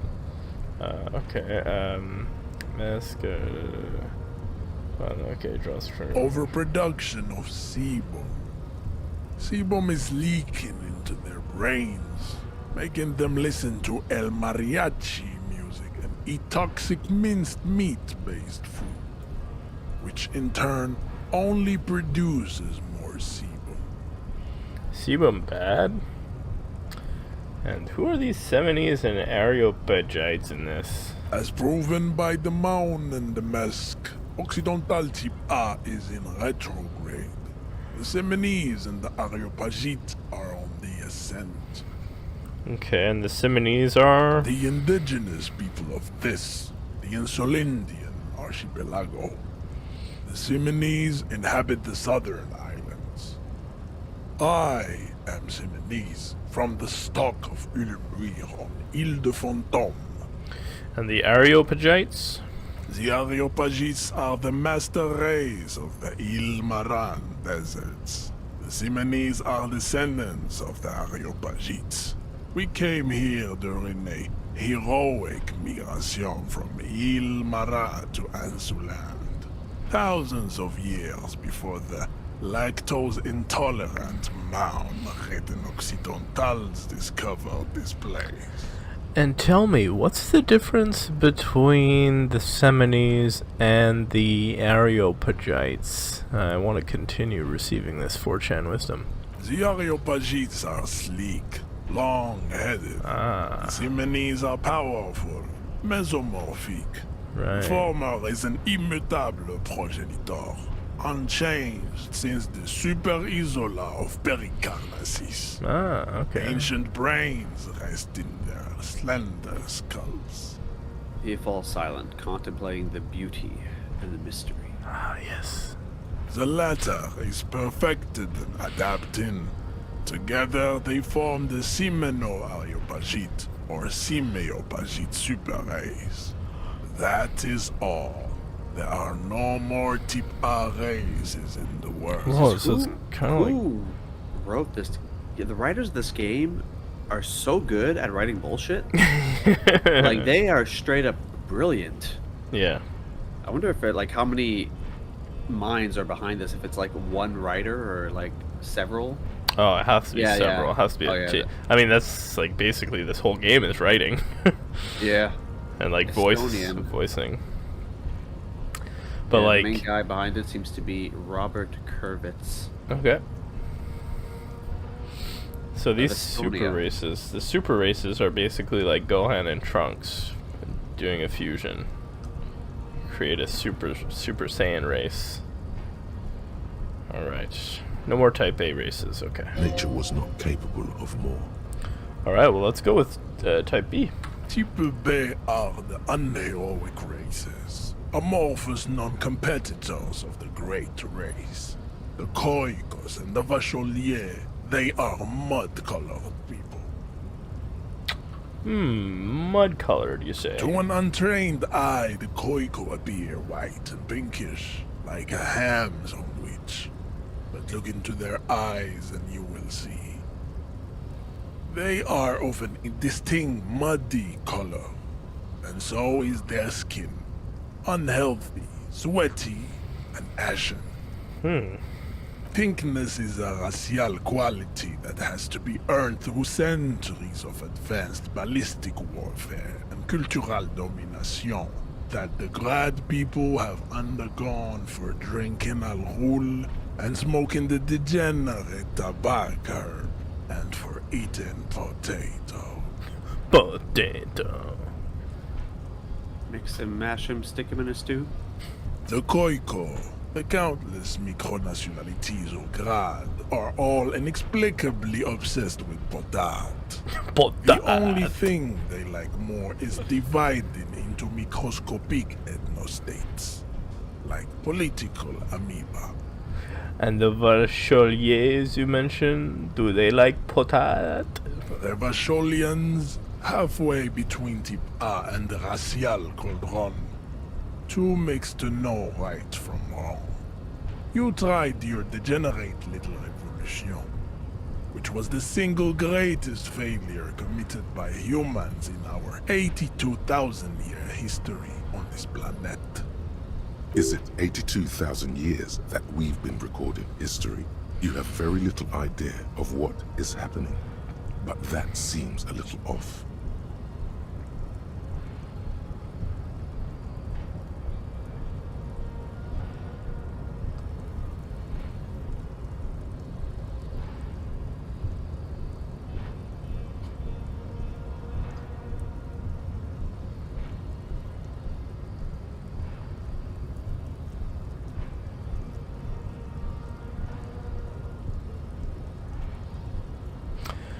I'm like, okay, go away, stupid political thoughts. I'm thinking, like, this is dismissing this. Yeah.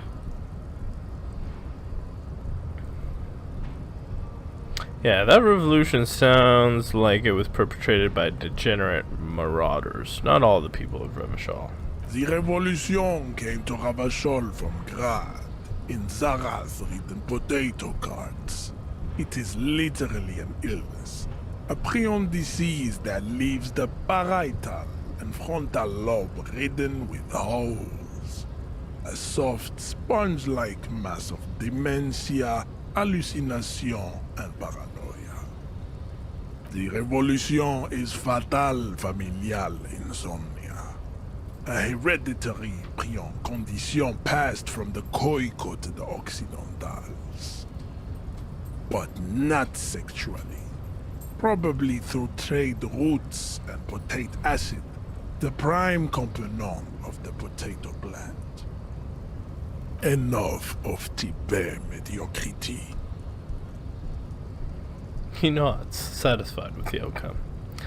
Now, tell me what I am, the CF race cauldron of pederasty, please. Tips CF are a museum of failed chimeric experiments and tragic maladaptations. They are tortured creatures waiting to be put to sleep. Your morbid interest in them worries me. Chimeric experiments? Lesser races like the mosquito, a grotesque mixture of a masked woman and a Seminese man. Only possible if the mother is masked and the father Seminese. The other way around, they fail to produce offspring. The mosquito is born sterile, like a donkey. All they have left is to ride customized motor carriages with hydraulic suspension, listening to aggressive El Mariachi music to vent their impotent despair. Any more? Then there is the Simino Koiki Chimera. Are you sure you wish to know of the Simino Koiki Chimera? It is not an aesthetic site. Yes. The Khoikhoi, as you know, are very servile, especially when they meet the rich man. Racial scientists have toyed with the idea of crossing the Seminese with the Khoikhoi to produce a super worker of Seminese strength and Grad servility. This will never happen. The Simonese and the Koiko may have similar interbreeding problems as the mosquito. We will never know precisely. No Simonese man could maintain an erection in the suffocating potato stench of a Koiko woman or Koika. Wow. Fucking potato ladies here, okay. Alright. Stench just suffocating. That's a lot to take in. Potato, potato. But enough. It is cruel to entertain ourselves with the deformities of Type F. Were there any able-bodied races you needed education on? Now that I've been through all the types, do I understand advanced race theory? Those are the Simonese. Oh wait, no, oops, I clicked the wrong genetic, the Vesper, the other overprint, as pro, the Areopod, the Lat. Nature was not capable This of one here. This one. You understand nothing. To solve the great race enigma, you have to first ask yourself, what is the race enigma? You have not even worded the mystery, let alone solved it.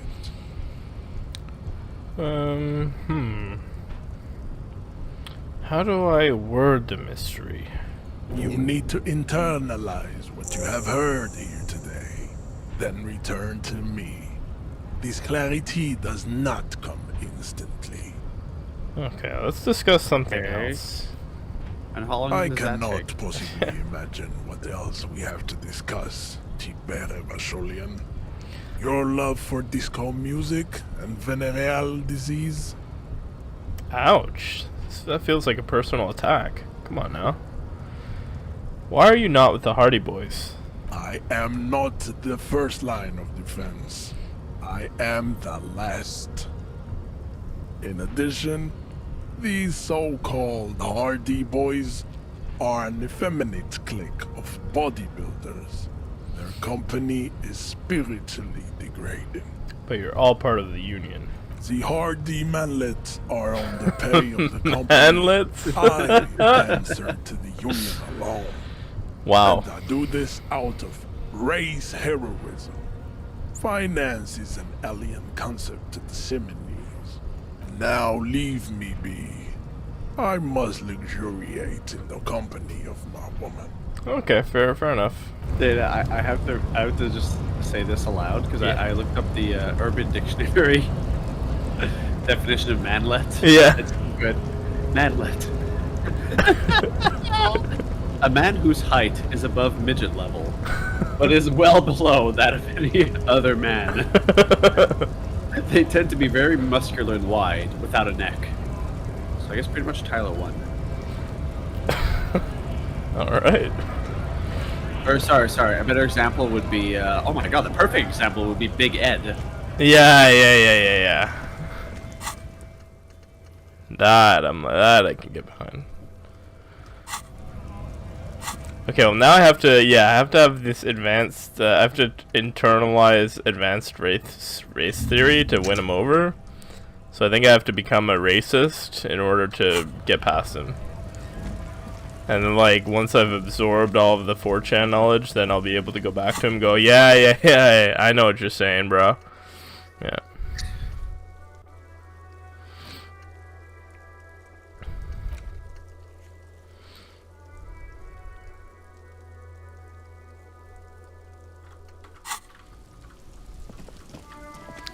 Well, I mean, now we're not homeless, so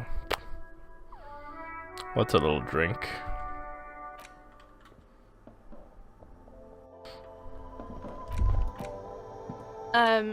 Is this about the questions again?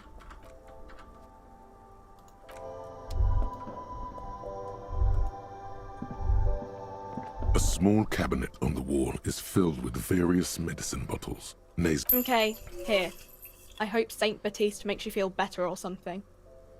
Are you trying to do the quest that appeases your addictions? Mm-hmm. I'll take one. Oh, last time we didn't buy alcohol because it was too expensive, right? Mm-hmm. Okay. Yeah, sure. Let's have a drink. I'll do. What could go wrong? I'll take another Nova Okay, Sun, here. and then here, smokes. A colourful display. Again, I'm obliged to inform you that both alcohol and cigarettes damage your health.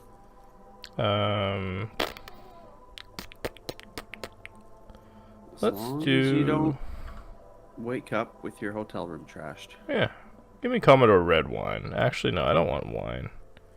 I'll take a potent Pilsner beer. Here you go, mister. Thank you. I'll drink it here. In the store. Yeah. Well, hello. Look at the Someone bottle. seems to have found himself a bottle of alcohol. Here's where the magic happens. Look at the bottle. What a solid can of mass-produced piss water. Well over 10% alcohol in this so-called beer. Pop it open before it gets too warm. Yeah, good idea. Wow, the gods of mass production have made this alcohol container laughably easy to open. A child could have done it. Open the bottle. Okay. Why, do you There's like a good challenge? satisfying You pop open as the cap comes off, and the hair on your back rises like an army at attention. You've been here before. That's a Welcome beautiful back, phrase. detective. Yeah. You're home now. What will be the repercussions if I take that sip? Nothing. Some mental stuff. Nothing to be worried about. Physically, you'll be strong as an ox. Alright, take a sip. A golden sun melts down your throat. Its rays filling your nostrils with sunshine. Your stomach melts from it into a happy, gooey mess. So does your mind. I got a skill point for that. All the bad things are melting. You're you again. A real cop. A real detective. Whoa. Incredibly well done. Nice. Makes all your bad feelings turn into good feelings. From Heck the void yeah. we came, and to the void we must return. Alright. Fair. Give me a pack of smokes while you're at it. A colourful display. Again, I'm obliged to inform you that both alcohol and cigarettes damage your health. Hey, I don't care. Here you go, mister. Thanks. I'll take a smoke. Smoke. There it is. A brave little army in your pocket. The first Smokes platoon. 20 brave souls standing in salute. Ready to step into fire for you, sir. Pull one out of the pack. You picked the best one. This soldier is fat and succulent. What are you waiting for? Light up. Re-become yourself. I don't want to light it up right now. People are watching. People are watching. What a pussy. People are always watching. That's what makes it cool. Now come on. Light it up. Hell yeah. Get a load of this rock and roll cop here, people. Johnny Thundercop fishes a cheap lighter out of his pants. With a flick of the thumb, there's fire. A primal satisfaction. Here we go. Hey, you can't smoke in here. The girl's Please voice. don't fuck with Frit. Shut up. It's already happening. Dip that bad boy in the flame and breathe in. Thick, warm smoke gets sucked down into your lungs. Immediately, you feel a warm nostalgia fill your head, body, and soul. A nostalgia for yourself, the man you were in your youth. Johnny Thundercop is back, and he's chill as balls. Damn, man. What a trailer. Dude, I'm ready to do some cop business. Wait, nicotine raises your intellect? What? And damages your health. You know, maybe there is something to that, because the time I ever puffed on a cigarette, I actually got a bit of like a buzz. Right. And it did feel like a kind of like a caffeine rush. Mm-hmm. It was fleeting, but I do recall feeling it. I was like, wow, this like, you know, it you really felt something going on. It really gave you a real buzz, which surprised me, but I suppose that's maybe like only for the first time you smoke cigarettes and then afterwards it goes away. Or maybe you get that hit every time you light up a new smoke. Right. And that's part of what makes it addictive?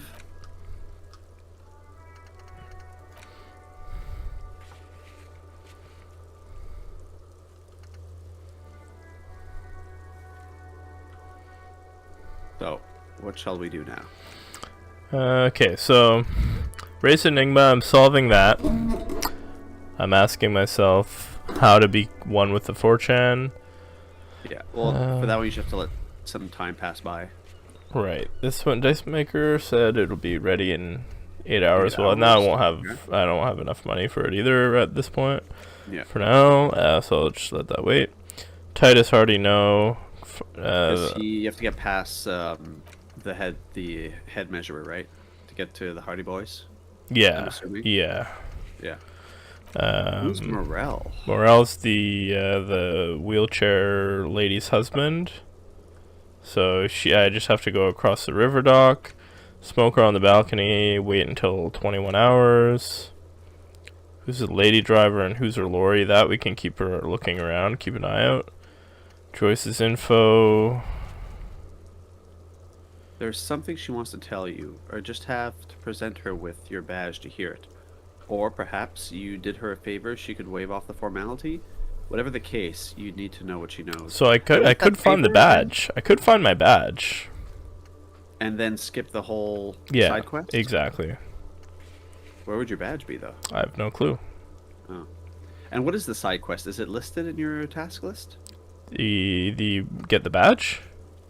No, well, because she gave you a little, like, quest to do, remember? Yeah, it's the jam mystery. Joyce said there are 3 drivers in the intersection. And we talked to all 3 of them. Yeah, now I have to find out who's the lady driver and where's her lorry. We can keep looking into it. You said there was something by the docks, right? Yeah, but not a lorry driver. Something else. Maybe there's some other, like, areas we haven't uncovered yet. Right. You know how there's that secret passageway in the bookstore? Yeah. What about that house where we found the communist and the smoking man on the balcony? Did we fully explore that house? We did, but we have to go back and add 21 hours to find the smoker on the balcony. Gotcha. Okay. Stop. Between these trucks down there. Smokes. Go get him.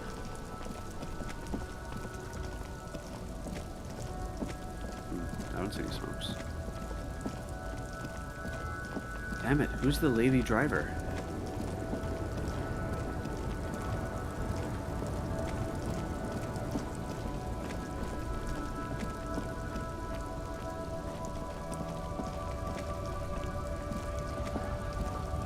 A lorry stuck in the traffic jam. Okay, we have to talk to Tommy and pressure him to reveal more information. Okay. Because remember after we spoke to the pale driver, she said... The skinny guy? Yeah. Okay. She's talking about Tommy. Okay. Still here, stuck in this damn jam, my man. What's up? I heard one of the drivers here is a woman. I don't think she's here. Do you know who this lady driver is? I don't want to talk about that. He shifts around, suddenly uncomfortable, then looks away. Why? Do you know something? What is it? Man, I was hoping it isn't going to be her. All I can say is, she isn't around here anymore. She isn't some evil drug trafficker. And I don't know where she is. I asked you who's conducting the drug trade. You said you didn't know. Now you're saying you do?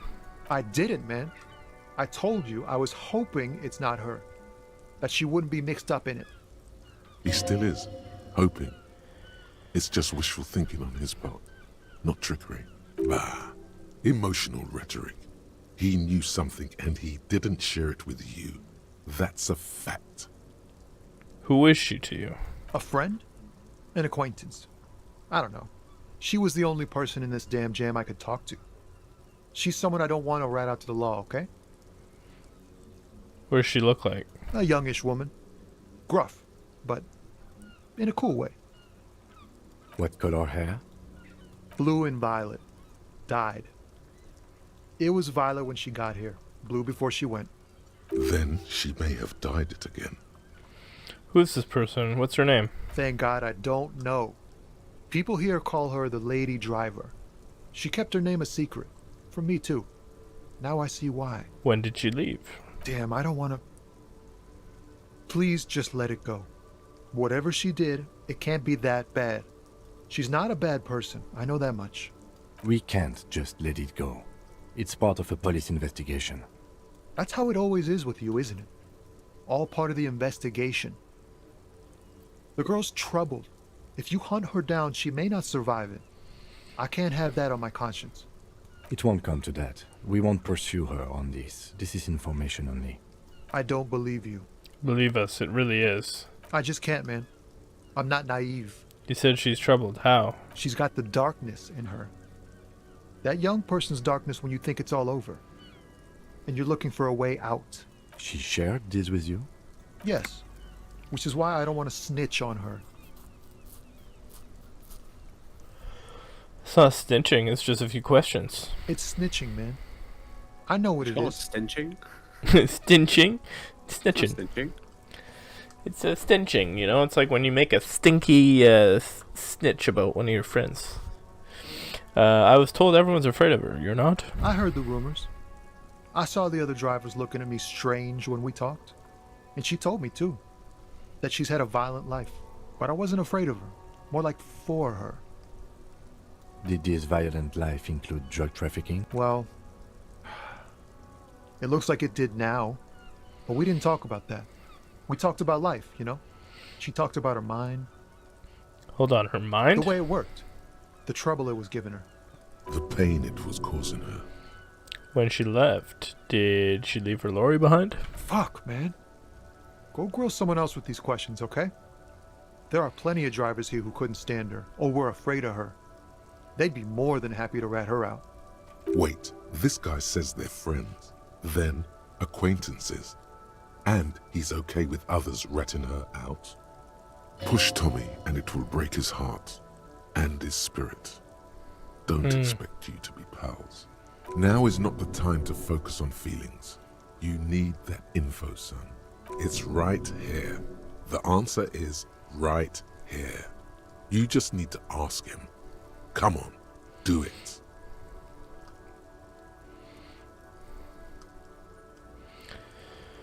Maybe the second one? Try empathy. Well, yeah, right. Okay, first one, second one.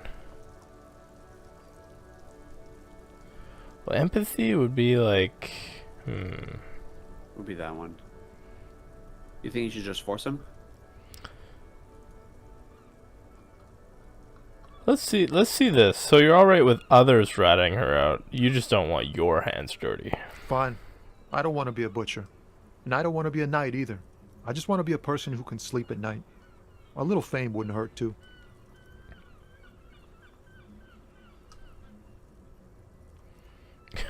Put yourself in my shoes. I need this for another investigation too. It's important. I can't blow it. You're not going to put a bullet in your head if you blow it, are you? Because she's on the edge, man. I wouldn't be so sure, Tommy. Imagine it, an explosion of stars. Goodbye world of men, money, and machines. She's a suspect, and I need you to tell me where she is, or I can't finish this goddamn investigation. I thought you were a different kind of cop. Something breaks in him as he stares into your eyes. The realization that you've used his friendliness and goodwill for your own ends. Remember, you're doing it for the bigger investigation. This is important. Relax. Ask. Where is Lady Driver? Here. He takes a keyring from his pocket, then looks at it before giving it to you, in silence. Her lorry's still here, down past the statue of Philippe. The cabin is green, You can get in there with these. That's all I know. When did she leave? Last Friday. He blinks, his eyes half empty now. Anything else, like where she is now? No. I don't know. Why do you have the keys? She left them to me. Because she trusted me. So I can get it out of the way when the jam breaks loose. Otherwise... He doesn't finish the sentence. The other drivers would have to tow it or break in to get the machines moving. He nods. If they break in, they would find what's hidden inside. Something incriminating. I'm sorry, I had to do this. I bet you are. And he's sorry he couldn't be what he wants to be. A good person. His last line, his revenge on the world. One more thing about something else. Nah. I need to think my own thoughts now. Pray forgiveness for my sins. Go check your cabin. I hope it gets you something. Help someone. Yeah. I'm a pathetic weasel. That's what I am. As long as I get the lead for my investigation, that's all that matters. This screen found, A to Z, Contemporain, is parked in the shadow of the ruins looming overhead. It's seen better days. This is the one our man pointed to. The lieutenant peeks inside. You push the key into the lock and turn. It makes a cracking sound. Then the door pops back a few centimeters. You can just open it. The smell of cigarettes and perfume welcomes you. The cabin inside is plastered with old movie posters. Actresses smile from the walls. There's a radio transmitter in the front and a toolbox tucked under the driver's seat. Some tools lie scattered near the pedals. Admire the posters. These are movie posters featuring starlets from long-forgotten films from the 20s, the teens, even the 90s of the last century. One of them particularly catches your eye. A centerfold of an ingenue attached right above the back seat. Study the centerfold. The actress is draped in a sheath dress, one of her shoulders bared. The faded remains of an autograph run across the poster. She's looking past the camera. Wait, doesn't she resemble someone you know? But you can't put your finger on whom exactly. This is Tip Tijon, a starlet from the dawn of cinematography, less known for her talent than her tragic, untimely death. What happened to her? She wasted away in a drug den called the Door to the River, not far from here, on Boogie Street, a mixture of cocaine and morphine. She was afraid of the world, and the camera, too. Enough of the posters. The actresses and the rear actor all smile you a warm goodbye. A radio transmitter is attached to the dashboard, and a toolbox sits under the driver's seat. Examine the radio. Looks like the frequency dial is absent. It requires a key to work, but the key has been removed, likely by the missing lady driver. Strange. There are so many radio stations saved here. Must be over 100 at least. Anything we can do with the radio? Doesn't look like it. It's completely inoperable without the dial key. Why would anyone need so many radio stations? For contacting an entire fleet of lorrymen, for example. This is all shortwave, UW and UKV. Looks like we are dealing with an impressive organizational tool. The nerve center of a huge operation. With quite a range, too. What else is here? The smell of 1,000 cigarettes, some dead actresses, and a rusty old toolbox under the seat. Check the pedals. You wedge yourself under the steering wheel to get a better look. Seems like the few tools lying around here, a hammer, a pair of pliers, a rusty wrench, have been casually thrown there by the disorganized driver. But one odd detail does catch your eye. A piece of sandpaper has been glued to the throttle. Sandpaper adds extra grip. Looks like the driver has glued a piece of sandpaper to the throttle to offer some extra grip. Sandpaper? A novel technique? Back up the cabin the again. Movie stars are still smiling from Pull out the wall. toolbox. A metallic drawer slides out from the seat. It's empty, unfold except the newspaper. for a folded newspaper. It's an issue of Périphérique from last Wednesday. A piece of paper falls out from its pages. Pick up the note. It looks like an article ripped out from a radio enthusiast magazine. Complex mathematical equations explain the basics of something called the Ulan frequency system. These formulas look oddly painful. Maybe it's the hangover, but they give you a headache. The Ulan frequency system? I've never heard of that before. I know of FM, AM, UKV, but... His thought trails off. Push it back The in. pull-out tool slides back into its nest. The rest is as it was. Closer to close the rustic... Great. I think we got everything. A word, detective? Before we return to Joyce? Sure, Kim. Alright. I could talk to you. Alright, we've finished here. Let's quickly debrief and go over what we found, so we don't do it in front of the company rep. Seems like something police would do. What do you think of all this, Kim? Honestly, I'm quite worried by what we've seen so far. The evidence seems to point to a rather extensive and well-organized operation. I'm especially intrigued by that radio transmitter, particularly the sheer number of stations it can connect. Looks like this alleged drug trade casts a wide net. I'm not sure what the Ulan frequencies are all about, but they may hold some significance. Perhaps it's a better way to connect between fleets while avoiding frequency bleed, or maybe it's used to tap into RCM networks. Listening in on your calls between you and your station, a worrying prospect. Will the RCM open an investigation into this? We should return to the murder case, see what Joyce tells us about the lynching. When we are done for the day, I call my station and suggest our narcotics department look into it. There are more than enough grounds to start an official investigation, sometime later when we are done here. We do not want to get caught in that. He stops to think. What are you thinking? The fact that one hasn't started already gives me pause. An investigation, I mean. Especially if the Madrid grouping is involved, and I can't imagine they aren't. It's certainly worrisome. Corruption? All the same, I don't like the idea of internal affairs descending on the matter. That won't help anyone either. What about the movie posters? How do you think they factor into all this? As elegant as they are, I don't think they are relevant to the drug trade. Okay. Don't be fooled. Desire always plays a role. Lots of women in there, especially for a lady driver's cabin. Yes, well... He doesn't say more. Unimportant. How do you think this is connected to the Union? We didn't find anything conclusive linking them to the smuggling operation. But somehow, I doubt that Evrard Claire would be oblivious to something like this happening. My suggestion is, we use it against the Union in any way we can, to our own ends. It's a slippery hill, but we just might be able to pin them down, indirectly, down the road. Debrief over? Debrief over, after you. Alright. Alright.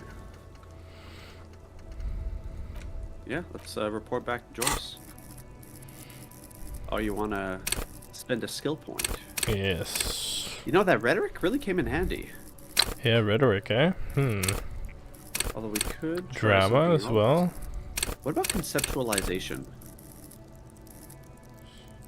Weren't there a few instances where you're called upon to, like, impress people with, like, you know, metaphors and word creations, and you fell flat on your face? Yeah, I don't know. I think with the RPG game there was that. Ooh. Reconstruct crime scenes. Make laws of physical work. Make laws of physics work for the law. When's the last time you had a skill check for visual calculus? I don't know. I don't know. I'm really trying to know which of these are... I'll do a little...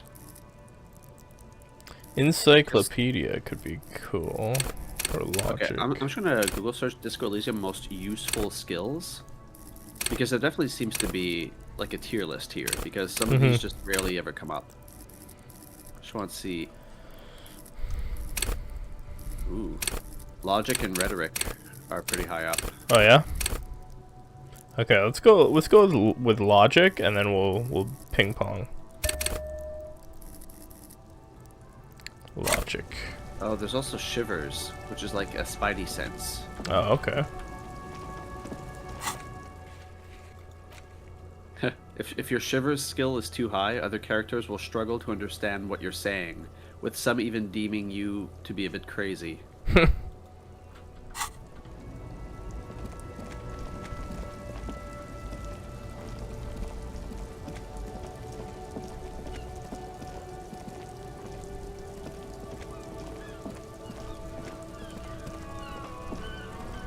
Oh, there's also perception. All around you, rain falls on the great city of Revachol. Rain Wow. drips from the eaves and floods the gutters, Yeah, washing speaking the of shivers. filth away. Yeah. The spring thaw must be here. The snow is melting. What am I doing here? Looking up at the sky, cold water dripping from your hat. What do I see? Grey sky like great battleships, clouds colliding with one another. Rain falls down on the world. How does it feel? Your shirt sticks to your chest. The shoulders of your disco blazer grow heavy. The cold finds its way in under your skin. You shiver, and the city shivers with you. What's in the west? Sheets of rain over the water. A flight of stairs leading into the ocean. Wave after wave washing the coast of Martinez, with its motorboats and gently swaying reeds. The ruins of a half-sunken sea fort crumble on an inlet beyond the Bay of Revachol. Ghosts rise into the sky. Run my fingers through my dampened hair. Your hair is an oily mess flecked with ash from neighboring coal plants. Smokestacks rise somewhere in the distance. East. The great gates of the industrial harbor are locked. A chill runs down your back. You shudder like an animal trying to shake water from its hide. Shake my shoulders again. You shudder, looking down at your feet. Dirty rainwater runs veins into the plaza's snow. You realize you have no shoes on. Your feet are red with cold. Wait, what? You've been wearing shoes all this time? Oh, I have been. From the corner of his eye, the lieutenant gives your feet a worried glance. Rain drips from his glasses. It's cool, I'm in control. The lieutenant nods, then looks east. What is there? Behind the gates, heaps of supply crates, red and blue metal shipping containers, slick with rain. The Greater Revachol Industrial Harbor is an artificial mountain range. Immense wealth resides within, and immeasurable poverty in its shadow. And before that? On the Martinez Plaza, a small dot looking up at the sky. Droplets form on your eyelashes. And beyond that? La Drusienne, King Dries passenger harbor. Cruise ships flanked by dock arms. Cranes watching over the mouth of the river distributary. What's across the distributary? Couronne, the lower middle class. Distributary after distributary cuts the city blocks in half. 7-story buildings trail off into the rain. A silvery curtain of rain over the houses. The class divide. You have never been there. They don't need the law east of the river. What's below? Collapsed storm drains. Old sewage systems flooded with rainwater. Hidden weapon caches from the revolution. Doors leading down to Le Royaume. The catacombs to which, for 3 centuries, they delivered the blue-blooded dead. I'm gonna just skip the north and the south. Capeside apartments. I'm actually curious. Tower blocks crowd one another. Okay, 4.46mm bullets still lodged in their war-torn stone wall. Hallways collapse from the mortar hits of a war that was lost long ago. Clotheslines go to waste in the rain. Radios play. The news at noon. A yard. Rain falls onto the roof of a woodshed. Coal leaks into a puddle beneath a dead man's feet. He swings from a tree, bloated. Droplets of rain slip from his cold cheeks. A traffic jam. Rain thrumming on the roofs of motor vehicles. The road ascends. Revachol is the its home. Where the hood? Where the hood? Where the hood at? I have a brother in the cut. Where the hood at? Ooh, what? Shudder, look further. Look further. In the rain-swept where the distance, hood, where the above hood the at? rooftops of Jamrock, a repurposed silk mill stands perched above the motorway exit. Precinct 41 it's stopping reading now. hunches in the rain. Your vision blurs. You wipe your face with your hand. The rain stings your eyes, making you look up and blink. What's above? Coalition-era statics hang like apparitions under the cloud cover. Way up there, where rain forms, rotors flutter silently. Your sight clears. Motherfucker. This rain will not let up anytime soon. I'd recommend you put on your coat. But you are, yeah. Don't you have your monk straps on? I have my shoes on. Okay.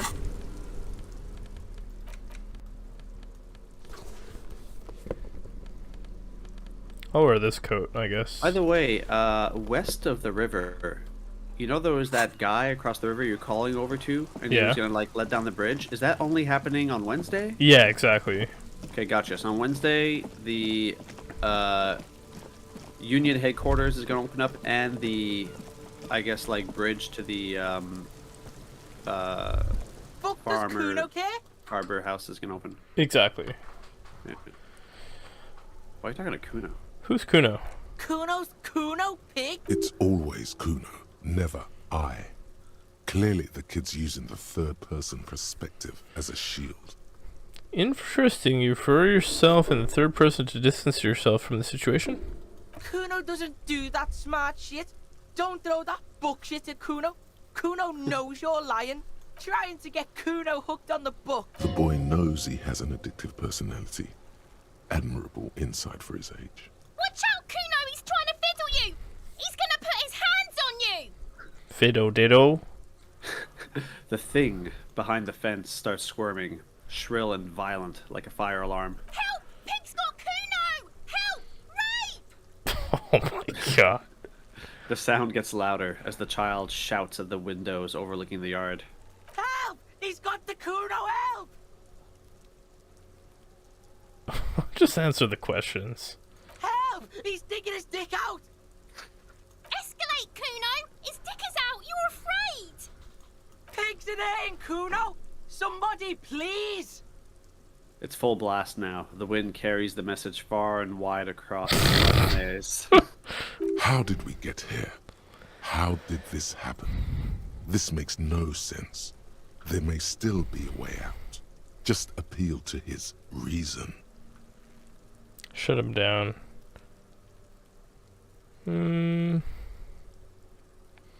Be logical, kid. I haven't done anything to you. Fucking logical! Help! The logical pig is fiddling Kuno! Who put you up to this? You know what? Fuck it. Let's punch him. Yes. Oh, so satisfying. Thump. The blow connects surprisingly well, leaving your knuckles tingling. Kuno feels it. This was no light tap. What? The disoriented 12-year-old is trying to get his bearings. I think we can have a normal conversation now. Am I right, Kuno? Oh Officer, this is very far from normal police conduct. Get yourself together. Yeah, I kind of expected that from... We're taking a not kosher route on this one. For heaven's sake, he thinks. This has gone too far. Don't make this any worse than it is. Just get back to questioning the kid. Yeah, exactly. Okay, pig. He's no longer wearing his demonic grin. Something happened. The punch made him calmer.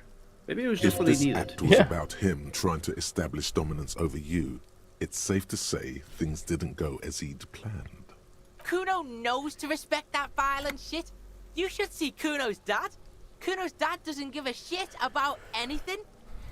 He declares with pride. He beats the shit out of me all the time. Yeah, that's a language I understand. Yikes. The creature behind the fence has fallen ominously silent. Only her eyes are alive, jumping from actor Hey, to now we're actor. getting somewhere. She just lost her mojo for Kuno. Okay, pig. Talk Kuno, to Kuno. you just lost a We're fan. back in this shit. The fuck do you want? Okay, I gotta figure out what's going on with this kid. It's not Kuno. It's Kuno S. Oh, she's enabling him. Try to separate them. Interesting. How? Kuno S is by far the worst of the two. Kuno has no problem being near you, but the other hides behind the fence, afraid for her life, like she's done something very bad. She came up with that psychopathic scheme of screaming for help before. Kuno just wanted to talk to you about his name. Kuno S was the one who wound him up and directed him. Interesting. Also, Kuno hasn't stopped talking to you, even enjoys it from time to time. When you talk to the other one, it's like talking to a cornered animal. She only hisses. All in all, Kuno respects madness. You cannot hope to outdo her on that front. You must win yourself a few minutes with them alone. Act on it and try to separate them. Kuno. Psst. Fuck you whispering about? He whispers back. He's whispering too. He's going with it. But watch what happens. Fuck you whispering about. If Kuno wants to whisper, he's gonna fucking whisper, okay? Let's whisper, pig. This is it. I love this. I love what is this? Still fuck this up. Don't make Kuno look bad in this. Kuno, listen to me. She's trying to control you. We gotta get you out of here. Or should I do... Ah, she's out of her hair. She's fucked up. Okay, Kuno, listen to me. She's trying to control you. We gotta get you out of here. It's okay. The pig's trying to pit us against each other. Not gonna let him do that. Idiot. You bungled it. Oh, no. That's you it. were too... You let him off the line. You're being too soft. That was a God bad, damn it. manipulative thing to say. You should understand. I got you this far. I couldn't get you all the way. No, dude, I gotta redo that. I gotta redo that. Trying to fuck my Kuno away. Me and Kuno are tight. We ride for life. Okay, try once more. Try once more. You were too pushy last time. Think this through. Oh, Try to phew, really okay. understand the psychological bond Kuno has with Kuno S. Okay, so what's the deal with Kuno S? Just look. While Kuno has no problem being near you, she always hides behind the fence. She came up with that psychopathic Okay, he's just redoing it. Kuno, Okay. all in all, Kuno Okay, is... yes, okay. Fuck you whispering about? Okay, it's like it didn't happen. Okay, perfect. He's whispering too. Okay, I'll do the one I was tempted to do. If Kuno wants to whisper, he's gonna fucking whisper, okay? Let's whisper, pig. This is it. You've got him. But be careful. You can still fuck this up. What's up with her? Don't make Kuno look bad in this. She's terrifying. Crazy scary. Crazy? You don't know the half of it. She's not crazy. She's insane. Dangerous. She's smoked a man. She's done people in. Probably even pigs. Stop talking to him. Kuno, I'm fucking warning you. You're gonna get us into shit. She understands what you're trying to do. Yo, see? Did Kuno not tell ya? Kuno told ya. Kuno talks to whoever he wants. Talk, pig. Kuno's got it under control. Oh, yeah. You Punches did it. down again. They're separated. He's even turned his back to her, so she can't read his lips. What's that language? Yeah, she's sister. They both have red hair. I want to say you think she's insane? Yeah, she's psycho. None of that kiddie psycho. Cat burn and shit. She does the real deal. Whoa. Yeah. He watches it sink in. What's the real deal? Snuff radio shit. Believe me, pig, you don't want to know. What's that language she uses? Napakimpi Fagari? Fuck knows. She says it's the Song of Air people or some shit. What people? Crazy people. The fucking Nakis. I don't know. Some things are too awful to dwell on. The Nakis and Runkaris might be some kind of defense mechanism. What do you mean she smoked someone? Kuno means she killed someone. That's right. She's a killer. Like, actually a killer.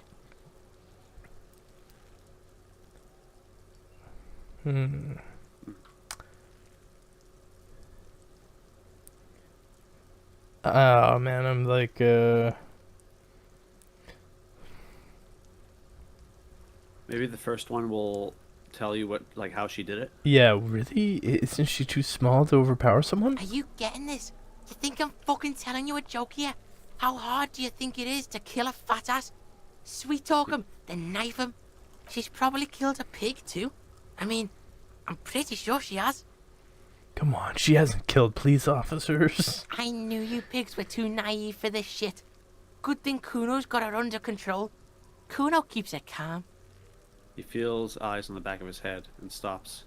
A cop would be too large for her to overpower, but a determined child of her size can still kill the vulnerable, the elderly, the homeless, or other children. The creature peers at you both. The creature. There Oh is my something god. searching in her eyes. Is she your sister? Fuck no, she's not my sister. She's just a stray who got in, like a mad dog or some shit. Stray? Yeah, she was just there. He points to the apartment building behind the fence. What was that, Kuno? The little one twists her neck, looking at the building. She was in the hallway, dripping wet, by the fucking shoe rack, in the dark. That hallway there with the janitor's closet? Yeah, that's the place. She was just balled up near the closet, psycho style. Why was she dripping wet? Kuno's got no fucking idea. Her hair was all wet. I think she pissed on the floor too. She was there for 3 days, in the corner, every time Kuno went out. You said she got in? How? I don't know. Someone left the door open. Kuno comes home and she's sleeping under the desk, under the pile of clothes, like a dog. What about your parents? Kuno's dad doesn't give a shit. Doesn't even see her there, or thinks it's fucking Kuno. Shit's all on Kuno. Wow. Kuno-S, two of a kind. Kuno, do you think it's possible that she killed other children? Kuno falls silent. He does not look at you when he replies. Kuno, that's it. That's what Kuno is starting to think, yeah. You think she has anything to do with the dead man? Yeah, she would have liked to fuck him up, but she didn't. Kuno wasn't around, and C was with Kuno. Where were you? Look, Kuno's gonna put you at ease. We didn't do it. He speaks the truth, my liege. Why is she called the Kuno-S then? Because she fucking looks like Kuno. You don't know her name? No one knows her name. Kuno told you, this shit was Psycho Killer. How are you dealing with all this, dude? This is fucking heavy. How's Kuno dealing with this? Kuno's dealing with it just fine. He doesn't need you fucking with this, waving your gun, mad dog shit. Kuno remembers what you did there. I'll do it again, too. Kuno's got this shit under control. He spits through the gap in his front teeth. You need backup. I'm here for you. Listen. See, it's Kuno's go-to. Kuno's protecting her. You fuck with C, you fuck with Kuno. You threaten her. You wave your gun around her one more time. Try to take it away. This is what it all comes down to. He needs you to take him seriously now. I'm going to kill you. I'll run when you put the cuffs on her, sneak up on you later, and fuck you up. You understand? The boy looks you in the eye, black pupils trying to focus. Understood, Kuno. Alright, now we can do business. Business? Yeah, what do you want? Kuno can hook you up with... He starts, no longer whispering. Don't hook him up with shit, Kuno. See, relax. He respects the Kuno. Kuno made him respect the Kuno. You respect the Kuno, you get all kinds of shit. Kuno's gonna get you hooked on illegal narcotics if you run a little errand for the Kuno. Get you hooked, pig. Get his hook in you. Then Kuno gonna get you hooking for more. Cash in big style. Pig hooker. See, it's tension and release with Kuno. Now we releasing. The pan buying shit, that's on now too. 90% discount for Kuno's pig. Kuno can flex. Kuno flexes for hobos. Kuno sees you're in need. So you respect me now? You're dreaming, pig. That's not how this shit works. A little. But don't expect anything to change. Don't let him dominate you, Kuno. Fuck his fat ass. Alright, I'm off. Kuno doesn't fucking care. Oh, I don't think I think there was an illegal narcotics option. Yeah, that's... You think he might Does be Kuno care? tied into what's going on with the lorries? What was that about running you an errand and a little... but I think it's like gonna be like he's gonna offer me drugs. And illegal narcotics, Kuno. Kuno gets it from his dad. Mm. Kuno and his dad are Oh, major suppliers. okay, you know what? That's where That's Kuno actually gets his pretty lightning good. on. Problem is, Kuno and his dad had a little falling out. Now junkies clawing at Kuno's door. Streets going mad. Kuno's got to throw his dirty popo man at it. Okay. Dirty popo man is you. In there is Kuno's violent dad on steroids. Kuno's dad does steroids and speed. If you can take him, you can have half of the speed. Who is your dad? Who is your dad? Kuno's dad is a fucking monster. He's the most violent man in Revachol. He doesn't give a shit about a single thing. He drinks too. Are you sure you can take on the most violent man in Revachol? In your condition? I mean, we have a gun. Yeah. How much material are we talking about? Like half. Half of what? A baggie, but like in this vial. That's not much material at all. Fuck you talking about half a G? This shit is giant grade A shit. So clean you can barely see it. You can barely see it because there's barely any. I've made up my mind, Kuno, and this is what's gonna happen. Okay, Kuno's listening.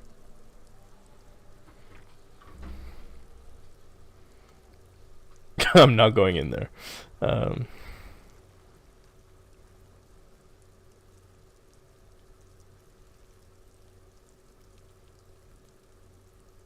Is it the building right behind the bar?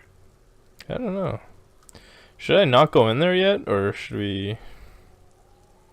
I don't know what we should do. You know what? 'Cause we were in there and we didn't meet his dad. Yeah. What should our motive be? Should we just... I guess we should just grab the speed and lie to him. Yeah. Or maybe not.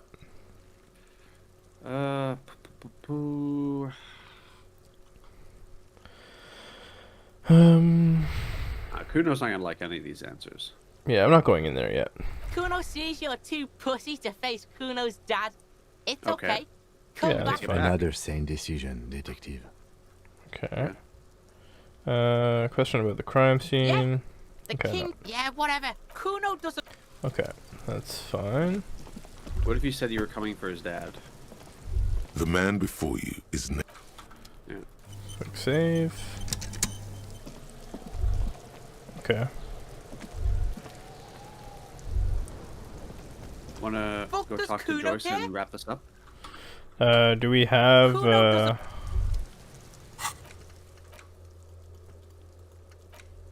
Oh yeah, we can. Yeah.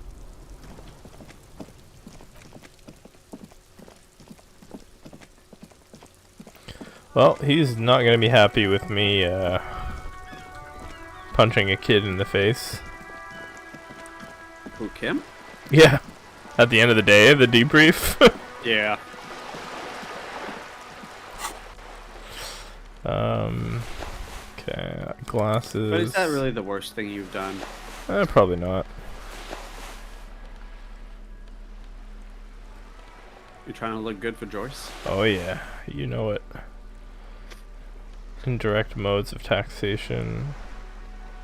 Yeah, you see his green pants.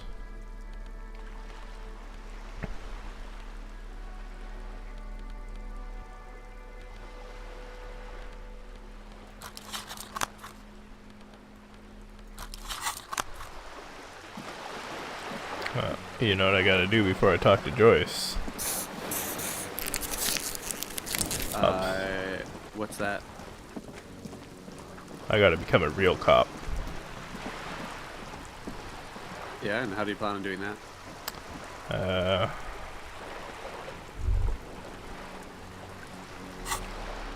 The suspense is killing me.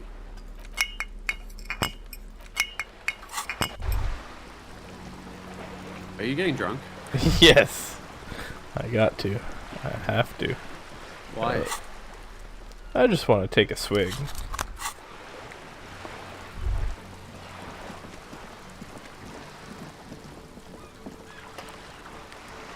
How do I do that?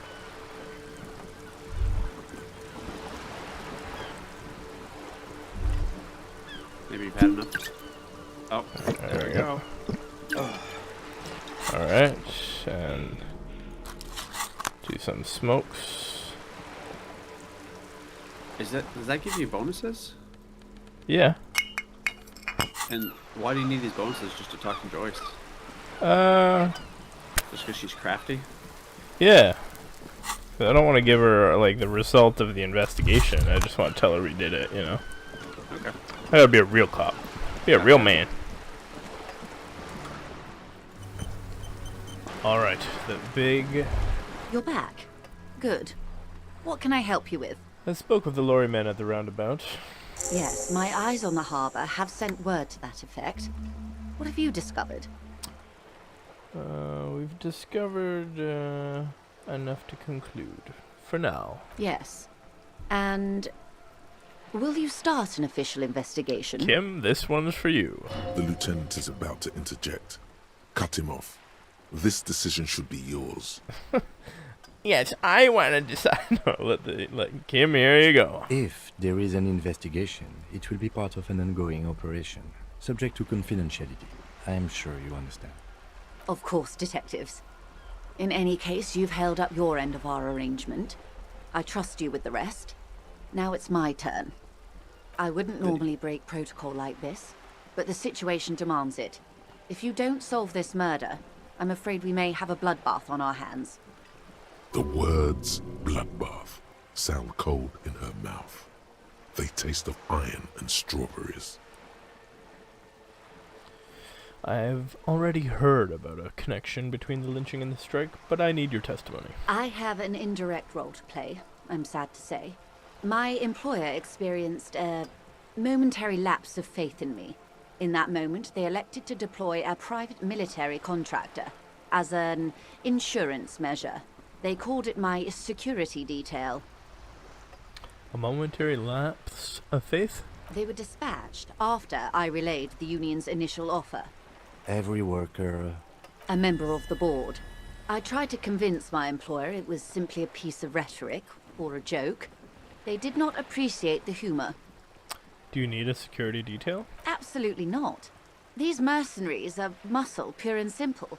They are meant to intimidate the Union into surrendering. Who are they, exactly? Crenell, an Oranese military company. As far as I know, 3 arrived in Martinez. They report to me sporadically, but they do not answer to me. To be frank, our relationship is deteriorating. They wear ceramic armor, have semi-automatic weapons, and years of combat experience. Maybe that's... They also have trauma and stressor disorder, and no idea how to conduct themselves in an urban civilian environment. So, what happened? The story is, one of them, the colonel, I don't know his real name, sexually assaulted a local woman while he was drunk and separated from his unit. This allowed some of the more militant Union members to subdue him. He was taken out behind the whirling in rags and lynched last Sunday night. What then? Nothing. Mr. Clare refuses to let me into the harbour. I have not been able to discuss this matter with anyone there. The remaining 2 Crenell contractors carry out their orders, for now. For now? It's a smokescreen. In secret, they are conducting an independent military tribunal into the lynching. Once this investigation is concluded, executions will follow. What is the nature of this so-called investigation? Whether to execute one, some, or all of the Union militants. It will be all of them. The decision is already made. I have to say, this is not Disco. No. Maybe the investigations can team up, you know, share resources and intelligence. Surely you're joking. These people are killers. My only hope is that yours provides a single, concrete suspect before they indiscriminately pick theirs. Simply put... She grabs hold of the mainsail. If you don't pin this on someone good, and do it fast, they will identify and execute everyone present at the lynching. This in turn will force the Union to respond. They would have to project strength and power. The Debarders have over 2,000 men. It will be 1,000 to 1. Have you ever seen a hornet invade a beehive, Lieutenant? It's not pretty. The Serai's giant hornet, the world's second largest insect, can kill 40 honeybees a minute, while a group of 30 can decimate an entire hive of 20,000 bees in less than 4 hours. These men work in tandem using semi and fully automatic firearms. Their armor is virtually impenetrable to muzzle-loaded weapons, even yours. Most Union workers don't have guns at all. As I said, a bloodbath.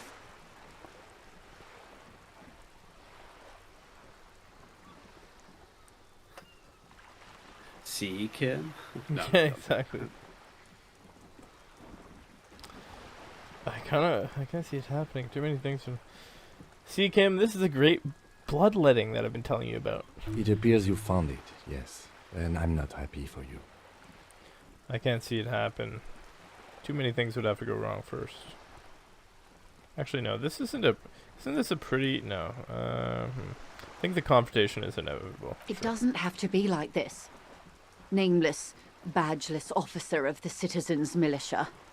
One single concrete suspect delivered into civil court, and I may be able to defuse this situation.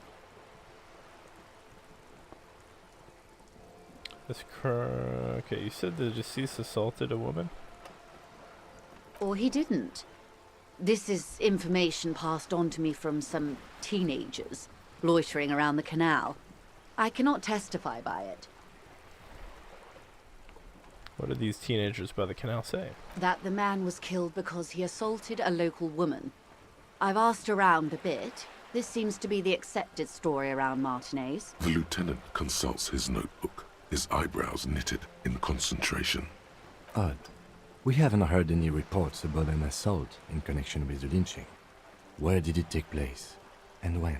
Last Sunday night, at the Whirling in Rags, the hostel by the gates. Supposedly, the colonel was drunk, maybe on narcotics too. Either way, he's alleged to have sexually assaulted a woman.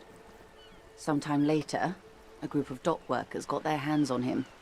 And who is the woman? That's a good question, officer. I don't have the slightest idea. As I said, it's a rumor about a rumor. In any case, it's what the colonel's remaining colleagues believe. You meet her soon enough, you feel. What can you tell me about Crenell? Not much. Their public resume is relatively good. As far as private... They boast a long list of clients. Saint-Baptiste, Welchman Lorenz, Eintracht. A warning sign, however. The operations concerned all take place in third or fourth world countries. Guarding facilities, escort missions and such. Meaning they're used to operating in war zones. Yes. All the good conflict corridors, Supramundi, Yesut, the Seminese Islands, countries that don't have a good record reporting atrocious military conduct on their soil. Anything else you got on them? Sadly, no. Before this happened, I had little interest in them. Now that I do, I don't have the resources. Methinks. If you still have access to the ICP's database, you could run a better background check than I ever could. It may take some time, though. Cool. The International Collaboration Police, ICP, is charged with coordinating law enforcement activity. Do you know a lot about the inner workings of the RCM and the ICP, ma'am? In my line of work, it pays to do your research. I was prepared to deal with the RCM, I did not think I would be dealing with a group like Crenell. Could you contact the company, tell them to call it off? I have, and they will.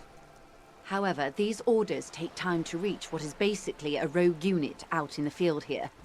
Until they do, it's all on us. She's being truthful. She is pressing them as hard as she can. That's all for now. I am sorry to have been the bearer of bad news. If there is anything else I can help you with, please ask. That's all did for you now. show her the Photo? tattooed? Yeah. Okay. Tell me about these tattoos. Of course. Excuse my hesitation before. Oh yeah, that was one of the things she wanted to tell me about. For about half a minute, in silence. It was taken with a trigette not long ago. This is the man's upper body. There were no more markings on his hands or legs. Stay quiet. Observe the woman's expression. Her mouth is relaxed. The accordion lines near her mouth vanish. The pearls of her eyes move slowly on the photo's surface. What do you think? Sorry. I was trying to see if I can read the web of interdependencies between these points. The stars. She points to one on the photo paper. I can't. But that's how you read this story. The points themselves don't have letters, numbers, anything. Their size, location on the body, and distance from each other tells you what they represent. Say nothing. Port cities. On the oceans. This is an Oronese map of the waterways, a sailor's tattoo worn by wayfarers of the DeLorean century. As early as 300 years ago, the sailors would mark their bodies to map their travels. That's all for the tattoos. Thank you for your help. Is there anything else I can help you with? No.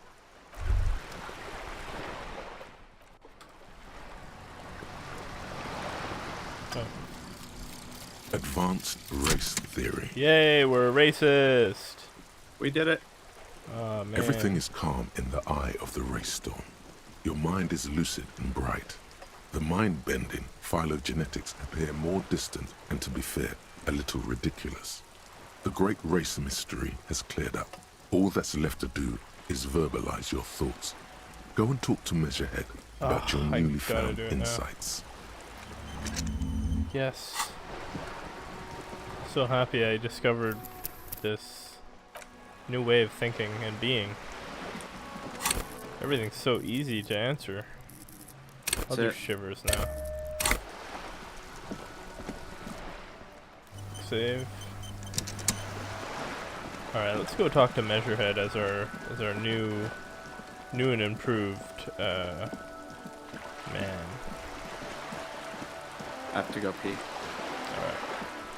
Me and my friend, we are of the bad race. We are back. Oh yeah, but now we actually get to, like, now I'm excited. We get to tell him how racist we are. And win his approval. I can't wait. I'll finally be accepted by 4chan. And no longer be a new... Gonna have that dolphin soundtrack. Oh yeah, I'm gonna put it right there. Actually, did you know that that's the censor sound from SpongeBob? Oh no, I did. Okay, I was wondering if you recognized it or not. No, I know that's used. It's like used, but I didn't know it was from SpongeBob. Yeah, there's an episode where SpongeBob learns like a swear word, and he starts saying, like all over town. And Sandy's like, SpongeBob, you can't say that. And whenever he says it, you just hear like a dolphin sound. I just love it. I think we have to dress for the occasion. You know what I mean? That is a racist dress. Like that.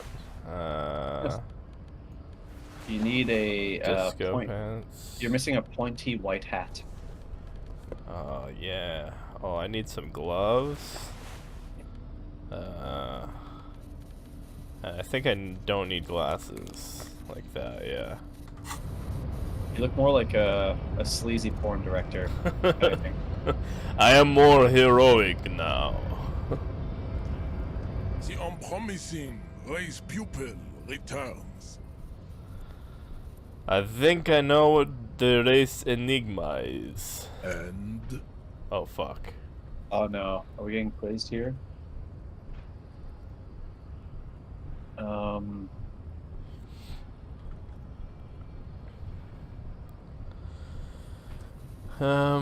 This dump is ready to be superseded by the Areopagite superstate. I can serve as a clerk yes. in the administration. Yes. Yeah. This dump is ready to be superseded by the Areopagite superstate. I can serve you as a clerk in your administration. Oh, damn. Okay. Okay. Baby, don't be mean. Give him another chance. Okay, okay. Nice. Anything for you, babe. I think it's Anything for my princess. I think it's paradoxically you plan to supersede the Occidentals with their own race theory. I think it's that, but let me just shit, let me into the harbor. Somebody shop for the crispy. No, it's not this. It's not this. Yeah. No, yeah, it's definitely. Paradoxically, you plan to supersede the Occidentals with their own race theory. Look, babe. The minion of law is also a racist. But his racism is basic and road. He thinks he has solved the great race enigma by describing a road mechanism of scientific competition. Competition? So unadvanced. The woman looks half bored. The basic race education. You clearly want to enter the harbor bad. Like a little boy who wants to go on the potty. I can press the button for you. It will open the door. That's all I wanted. Very well. You may enter the door once. Our race conversation here has concluded. You can only go in there once? Let's go. Yeah, weird. Alright, let's make it count.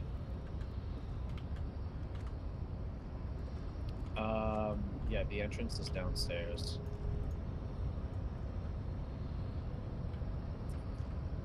Just looking back and forth at him. Like, really? I cannot believe. You're groupies for this dude? Do we have anything else to do here, Harry? Could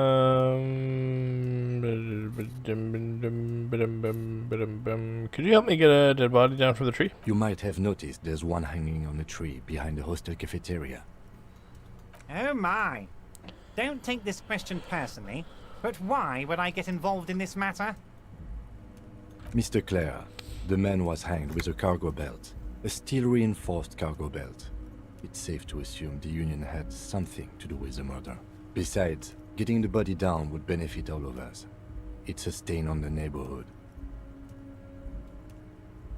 I can certainly see how having him up there might start affecting some real estate values. He licks his fat lips and smiles. But of course, all joking aside, I am going to help you. He picks up the handset of a radio phone to his right, then clicks a button. Jean-Luc, my boy, I'm sending 2 police officers down. They have a dead body in a tree problem they need help with. Namely, they need it to be taken down. And, Jean, please take it easy with the race science. He's had enough of that. He hangs up and turns back to you. You can find Jean-Luc down at the gates, but you already knew that. Anyway, he's going to help you. Alright, I'm going to leave. Is Jean-Luc the head measurer? Yeah. I'm going to leave now, but we might talk later. Wait. You need this to get in and out through the gate.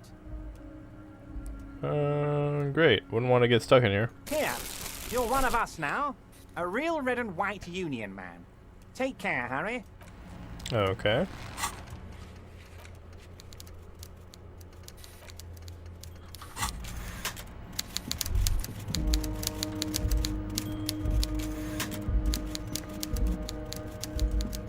I don't know why Harry was losing his cool to this. Oh yeah, I need some morale boost here. That's some help. I'm gonna just use it all. There we go. Got all my magnesium and my nosapam. No, I meant, what is this place to me? No, actually, no. Do you, why did I call you? No, I meant, what is this place to me? Sir, I don't know. It's a video rental. Maybe you rent videos here. Do you know me? No. Why did I call you? Maybe you called to extend your rental period? Do you need to extend your rental period? Maybe, but I don't even know my name. If you need any further assistance, you can visit us on the corner of Voyager and Main. I can't help you over the phone. Are we done? He thinks you're pulling a prank on him. On the corner of Voyager and Main, a large neon sign hangs on the side of a building. Video Revachol, 24 hours. It's raining and there is almost no traffic on the street. A woman's footprints in the mud lead away from the front door. Tiny heels tiptoeing down the road. Beautiful steps, light-footed with a lifetime ahead of them. You look up and the air seems to grow darker. Suddenly you feel like you don't want to hear about video rentals anymore. You don't want to hear about any of it. It was all shit. It's over. Kim, I feel sad about Revachol 24 hours. That's enough for you today. Let's conclude this call. What was all shit? We're done. Hang up the phone. Oh yeah, he's like not happy with me. He's like, but you know, I'm just trying to play like the most incompetent, like forgetful. Really gotta immerse myself in this experience of just being absolutely inept. And then like sometimes asking the right police questions and be like, I'm a real detective. I'm a big boy now, dum dum. Basically.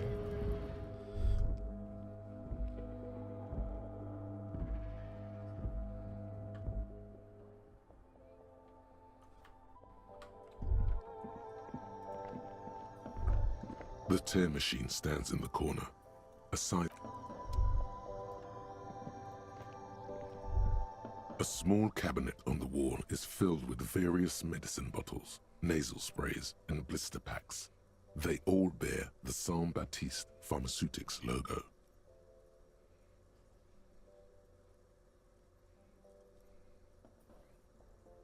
Okay, here. Okay, here.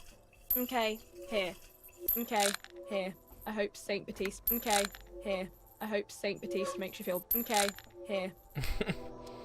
Okay, here. Okay, here. Okay, yeah. Okay, yeah. Oh yeah, I can go see Big Boy up there.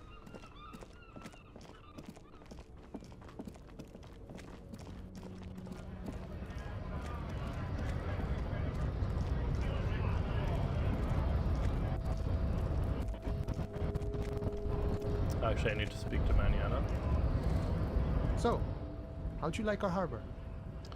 Labor Utopia. Mm-hmm. It's but a rest area on the path leading across open plains.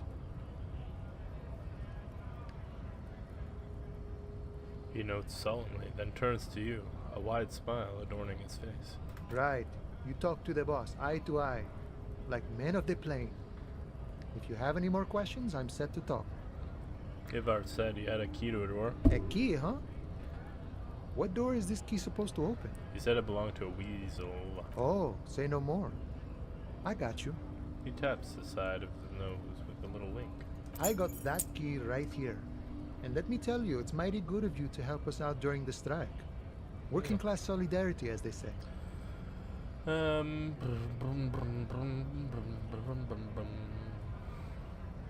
not really doing this for political reasons. Oh, so the none of the above type, are you? I get it, I get it. I like to keep my distance too. But it doesn't matter. It's a good thing you're doing. Thanks.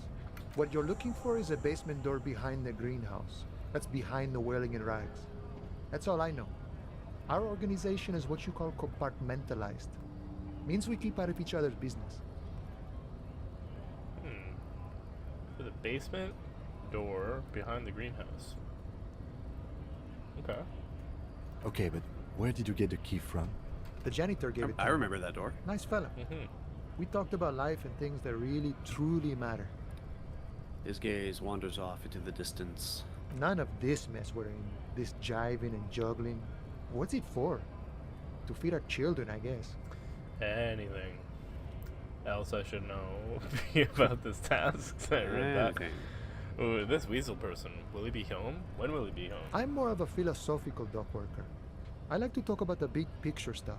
Who I am, who you are, what we are fighting for.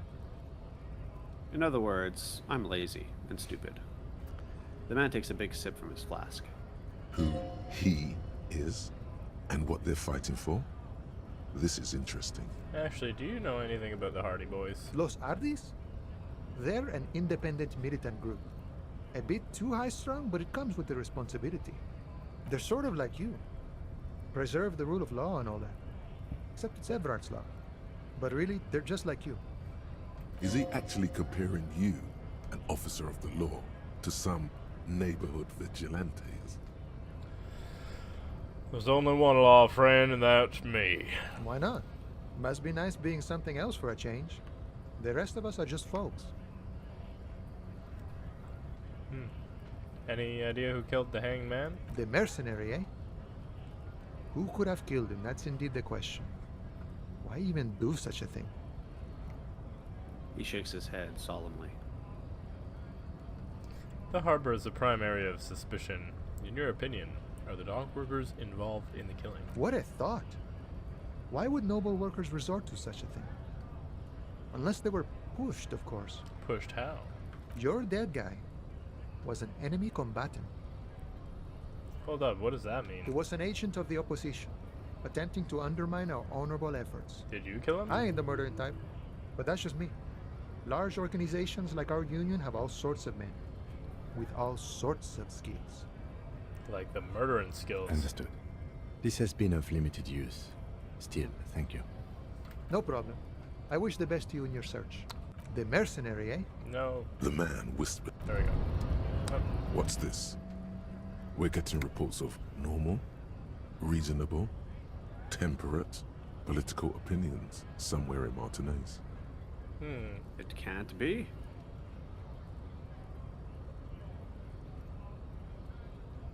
That's me, Mr. Reasonable. Someone's got to keep this sane around here. The air suddenly feels calmer, more transparent in a strangely tender way. Perhaps it's the hangover. Perhaps it's a temporary surge of serotonin. But something tells you it's time to become a citizen of the Kingdom of Conscience. No more talk. Sign me up for a passport. I knew we could trust you. Remember, real democracy is just around the corner for Revachol. When that real democracy kicks in, we are all going to be so much happier. Right. Yeah. Real democracy is the solution to everything. It'll change my life dramatically. I thought, what's his name? Head Measurer. Oh, yeah. Said you could only enter the harbor once. Oh, yeah, but then his boss gave us a key to go back and forth. Oh, that's right. Have we fully explored the harbor? Is it really just a dead end? It just leads to... Okay. What about Joyce's task? Finding out about the drugs. I guess we can't really question him directly. The unpromising race pupil. Oh, yeah, wait. Okay. Oh, yeah. Eckhart said this big dude's gonna help us. Yeah. The unpromising Oh, yeah. race Everard pupil told me you were going to help us returns. get the body down from the tree. So it was. My unpromising race pupil entered the harbor and used my superior to give me orders. I salute your cunning. Wow. Will remove the body from the tree with my bare hands. Okay. You're so noble, Measurehead. But while I am gone, someone must stand guard on the bridge. That someone needs to be you. Both of you. That would mean you're openly showing the people that you're taking the Union's side.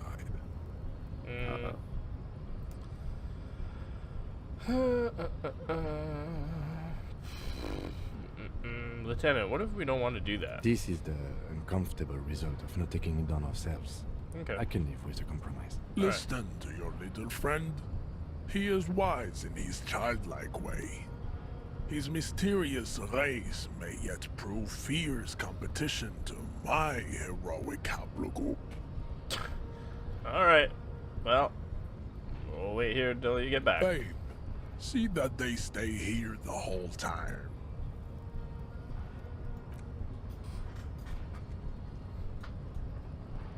Sure, we'll hang out with your groupies. And I'm gonna go get that box.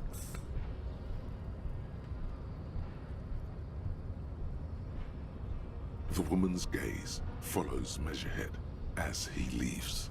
So, you guys are like cops or something? Oh god, it's gonna be some awkward small talk. Yeah, we're the law around here. Cool. I like men with guns and power. I'm Katya, by the way. Who would have thought the racists groupies would be a little on the ditzy side? Mm-hmm. You hear that? That sound. He's breaking something. Oh. Yeah, Jean tearing must down be the tree? really tearing it up over there. I wish I could see it. I also wish I could see it. Look at you! RCM rent-a-cops! Guarding that bridge like Everett's lapdogs! Is this where it's at now? The RCM is for sale!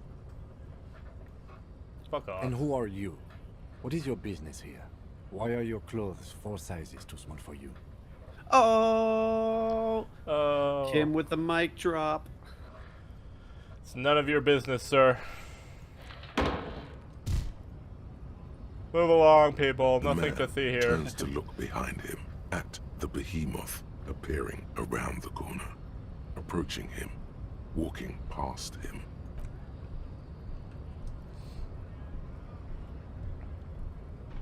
I have removed the tree. The corpse has been removed from the tree. Stand down and congratulate yourself. You have sided with Ray's victory today. Thank you for your cooperation, big boy. Farewell, ham sandwich. You are a union I like how man you just from now on. You've just decided to just humor his, you know, yeah, his ideology. Yeah. It's the same thing with Eckhart. He's doing the same thing. Yeah. He knows that this man's a complete nutcase, but he's like, well, as long as he does the job.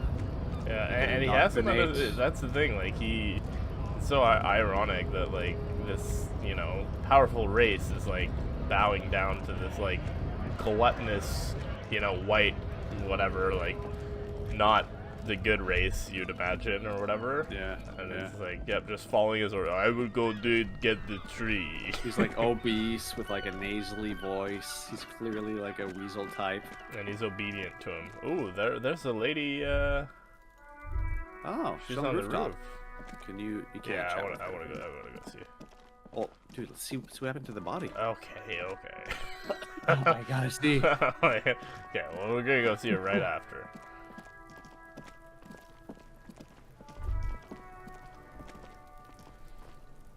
Hi, buddy.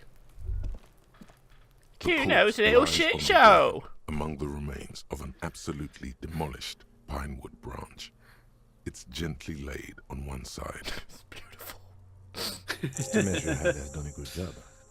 Nothing is too broken or compromised.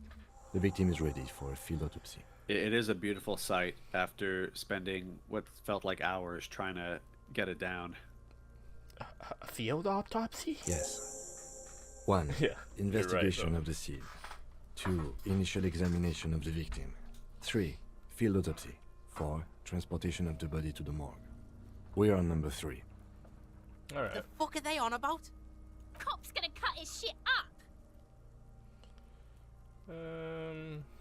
Got it. The lieutenant adjusts his glasses and takes a deep breath. Tell me something, dead man. Shoot, Looney Rooney. Enough. Come back later, Corporal. Amuse yourself with my frank manners and my memento mori features. If possible, also, see me in your dream. First, what exactly is a field autopsy? Come on, officer. You know what a field autopsy is. You've done 100 of them. Let's get in there. There truly is a time for everything, even for yellow gardening gloves. However, they are lacking hygienically. I suggest you get in there in limited capacity. Alright. I'll ask you when I need you to. For the most part, maybe I should handle the contact and you take notes? But we just fill this in, right? That's right. Open my ledger at the field autopsy form. The dead man stares in silence as you crack open the ledger. The bright red paper is covered in boxes and lists, describing the condition of his skin and organs in 3 parts. Above those, an 11-field info form needs filling out first. It begins with 1 assistant. That's you. Write the initials, HDB. The corpse is indifferent to your scribblings, just lies there. The next box says Coroner's case, no. KK57-0803.0815. Alright. KK equals Kim Kitsuragi. 57 equals Precinct 57, followed by his date 0803 and time of arrival 0815 on the scene. He's indexed the case after himself, not you. Write it down. Next. NA. Name. Next. Date of birth. NA. Age. Roughly 50. Dry 40. The damage is so extensive, it's better to err on the young side. 50. The corpse looks ageless, So that was visual like meat calculus. on a Okay, hook. never mind. Whoops. Race. Mondial. Write it down. The pudgy mess of curdled meat looks neither mondial nor anything other. Sex? Yes, please. Fucky! The monster exclaims energetically. Male. Pigs can have sex. Right. Fucky. No. Right. Male. Nor does he look male, with his pregnant belly and indistinguishable face. Date of death? We're still going with March 4th. 51. Right. 0403 51. What else? 9. Body identified by is non-applicable. 10. Case number is the same as the coroner's case. KK 57 0503 0815 listens motionless, with the cargo belt still around his neck. Only 1 box remains. Evidence of treatment. None. At least not after the initial examination. A strange word. Treatment. What exactly is? Strange word. Wait, not at least.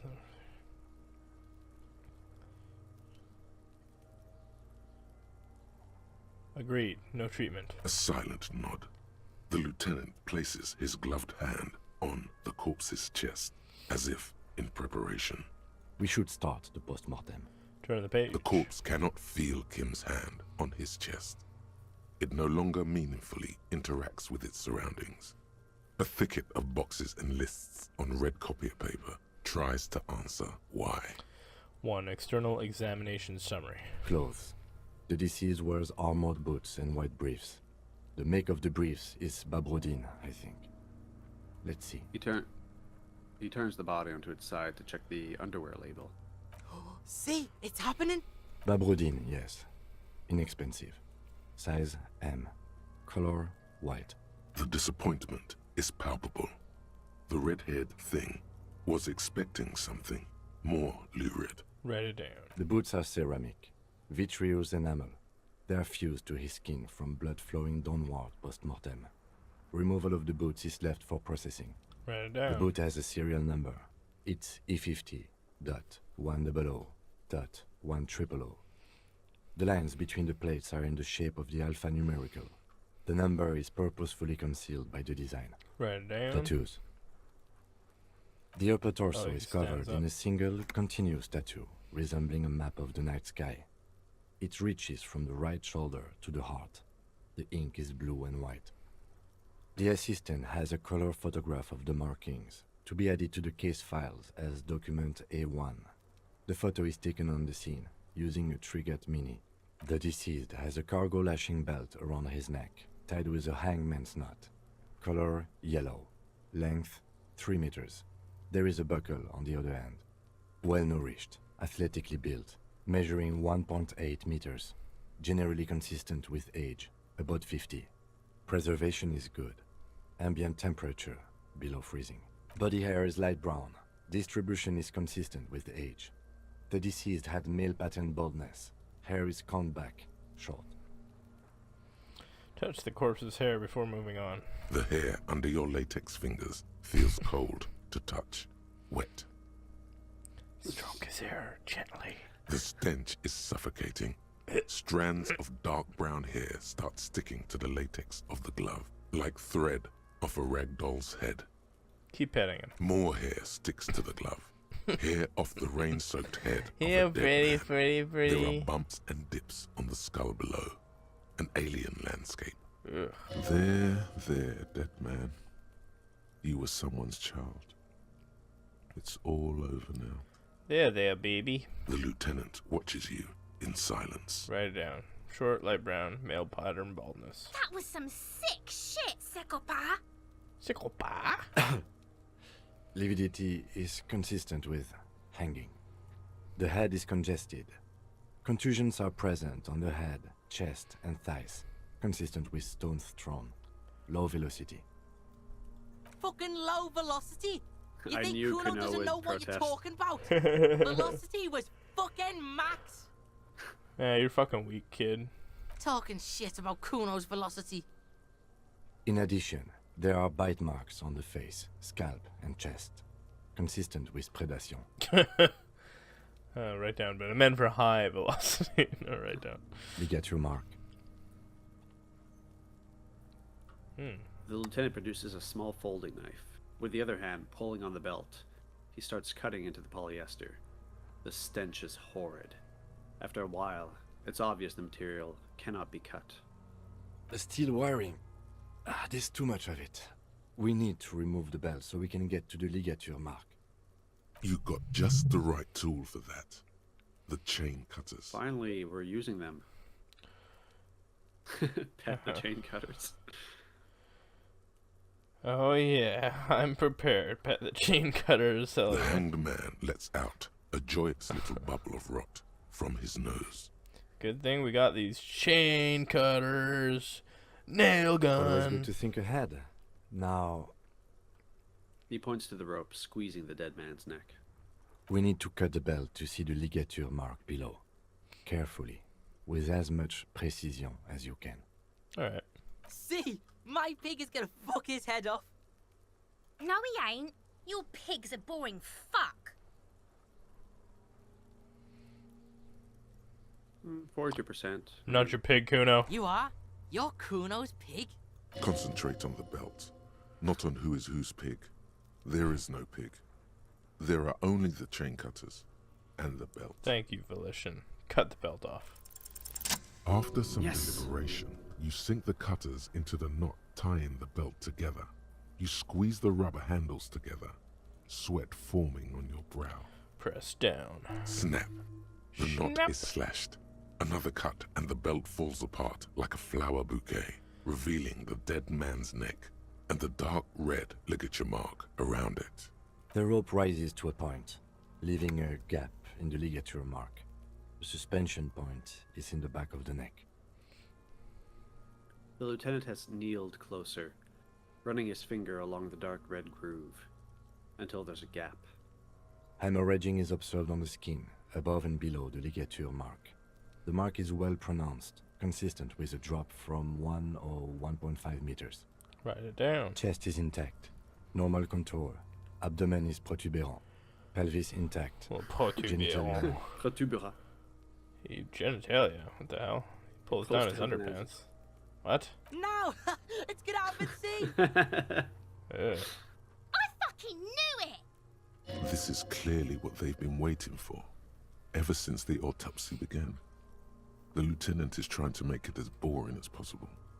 Genitalia is male and unremarkable. No evidence of injury. Ouch. Does it look like he was enjoying his moment of death? Ah, yes, your hunch before. We can have a semen analysis requested from processing, if that's what you meant. Yes, processing. Science. That's what I meant. For science. Just write down that we request an analysis. Just in case he was, you know, doing this himself. The corpse with his pants down does not have an opinion on the subject. All he has is genitals and a deathly odor. Oh, well, better inspect those genitals. The dead man's penis is average sized, Oh my god. congested from the downward collection of blood. Jesus The testicles Christ. are uneven in length, hanging underneath. The genitalia is greenish. Why did I click that? Marbling is present around the crotch. Write it down. Add semen sample. Back is symmetrical and intact. Upper and lower extremities are intact, but asymmetrical. There are combat injuries on the right hand, thigh, and hip. In addition, I see smaller, residual scars, too numerous to count, covering about 30% of his skin. From wounds sustained over 2, maybe more decades, dispersal and accumulation indicates long and active combat duty.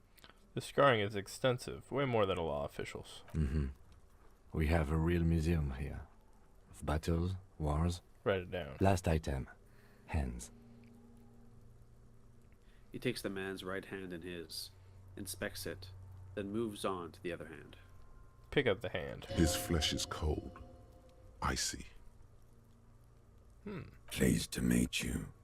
Where are you from and what's your name? I'm from... I'm only fucking with you. It I doesn't know matter where you're from. From Cappadocia. And your name is Il Corbo. What can I do you for, Il Corbo de Cappadocia? It's good to hold your hand. Did you like when I stroked your hair? I did, Kobo. I did. Reminded me of when I was just a small boy. Before this happened to my face and my body. We should do this more often. Shit, I hit Be this. close like this, I mean. Hands are clean. No sign of injury from struggling. Were we expecting any? I was. Maybe I'm just not seeing them. Honestly, this stench is making it hard for me to think at the moment. Yes, write it down. Ooh. That's all for the external. Well done. What next? And number 2, internal examination, summary. Central nervous system. I have nothing. Do you have anything on this man's central nervous system? Of course, there is a moral to be drawn from it. A moral to this story. If I may add, the moral of this story. What would that be? The dead man looks, too, with barely contained excitement to hear the moral of his story.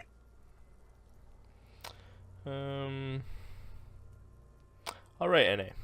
Good. Musculoskeletal. Purge fluid is coming from the mouth. Not injury related. Eyes and What was tongue the point of protuberant. Hyoid bone. Let's see. With his eyes almost closed, the lieutenant puts his hand on the dead man's throat and begins to massage it. Gently, a rotting smell erupts from the mouth. Purge fluid runs down his lips. This guy needs a black breath mint. and viscous. Yeah, jack that fucker off! What the fuck is your problem, freak? The hyoid bone is fractured. The rest of the musculoskeletal system is intact. Unremarkable. Respiratory system. Back hunched, as if in prayer, he begins to pry open the dead man's jaws. He stops to exert more force. Both hands are used. Oral cavity shows no lesions. The victim has received dental implants, possibly after a combat wound.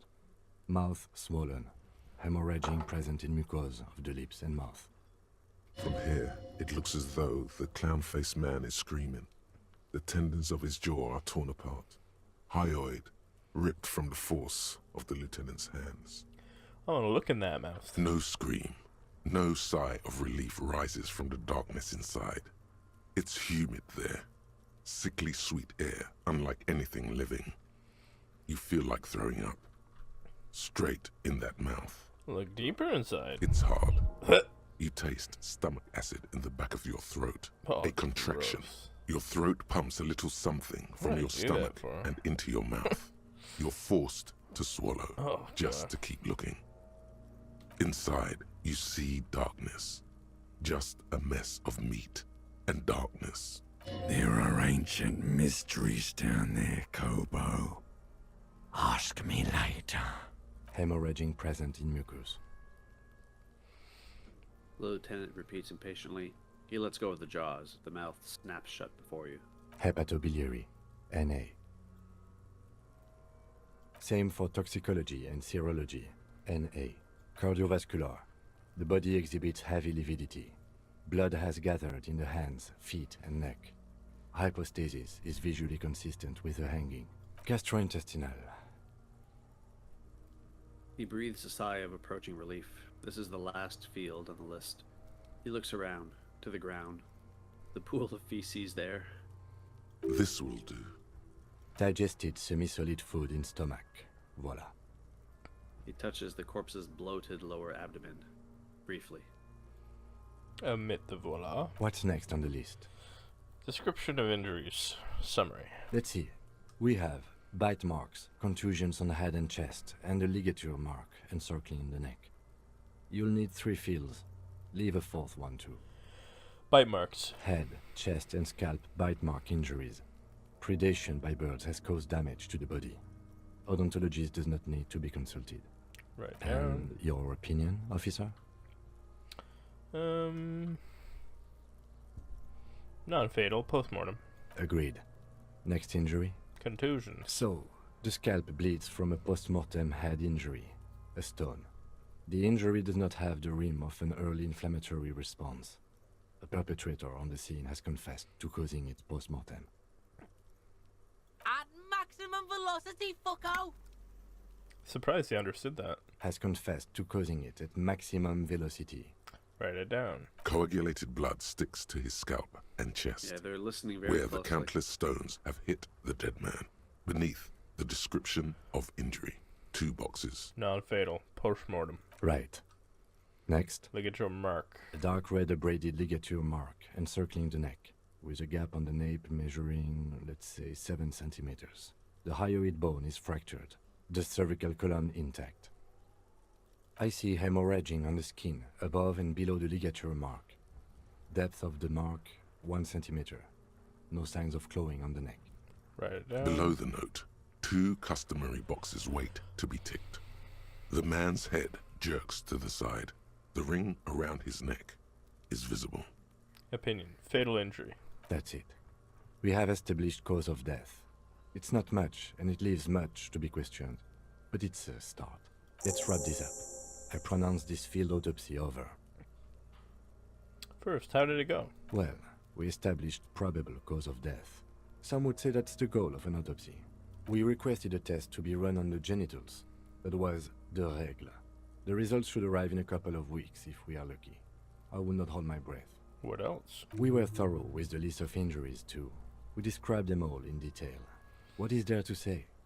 Given the circumstances, it was a professional field autopsy. Nice. Oh yeah. Well done, Master Detective. Maybe Perhaps a drink is in order. Yeah, perhaps a drink is in order. Later, I mean. Now, you see, that worries me. You will die if you drink. You know that, don't you? You are proving a useful detective. The organization would miss you. Aww. Please get yourself together. The lieutenant from Precinct 57 thinks.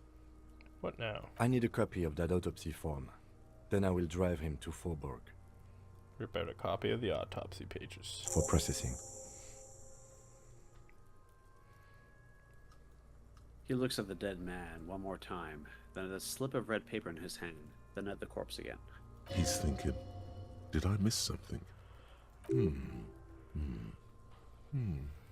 I'm sure we didn't get everything. There's always something.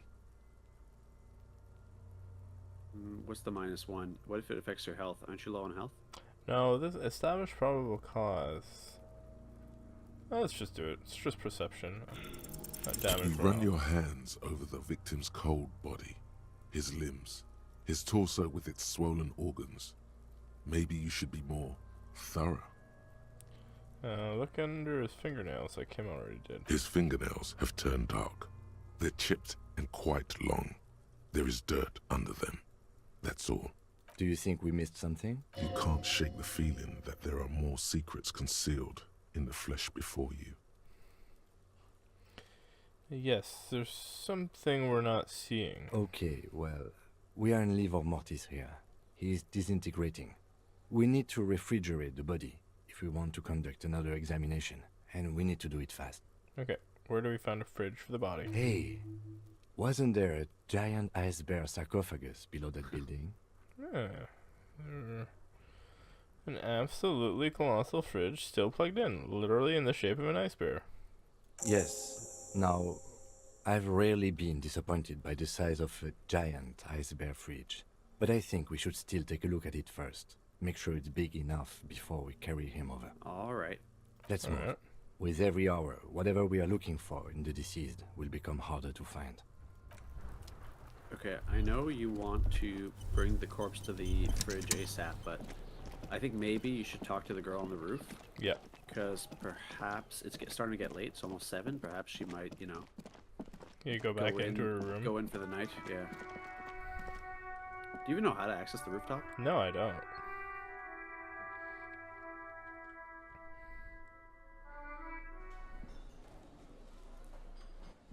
Maybe there's like a karaoke thing going on tonight, eh? Oh, yeah.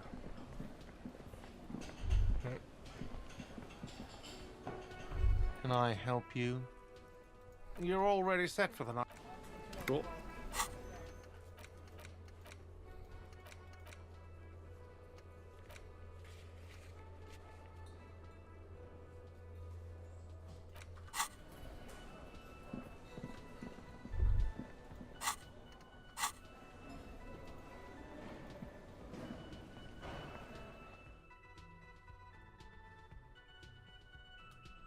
Maybe you can speak to her from like the balcony where Right. you and him had a smoke last. The door is closed. Still, the lieutenant gives... He doesn't like where this is...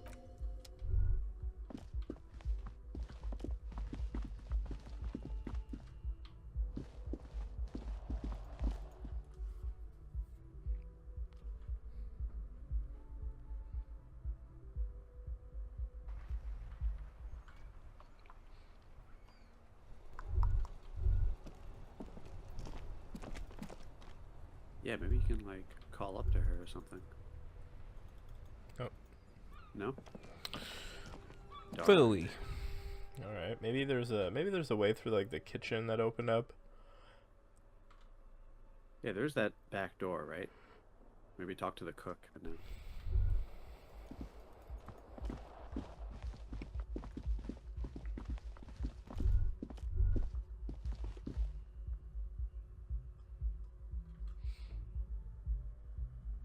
By the way, I see my mic lighting up a lot. Yeah, I don't hear sound.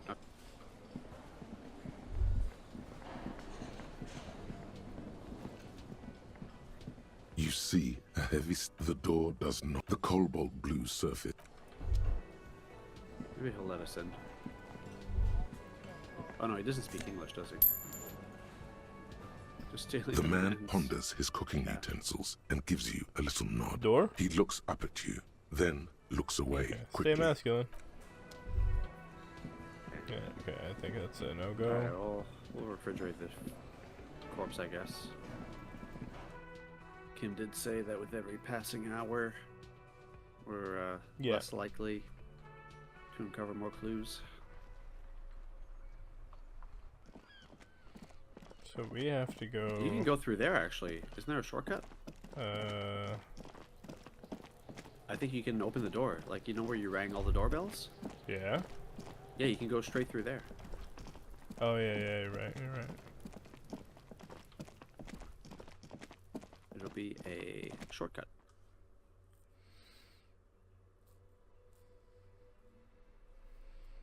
How to get to...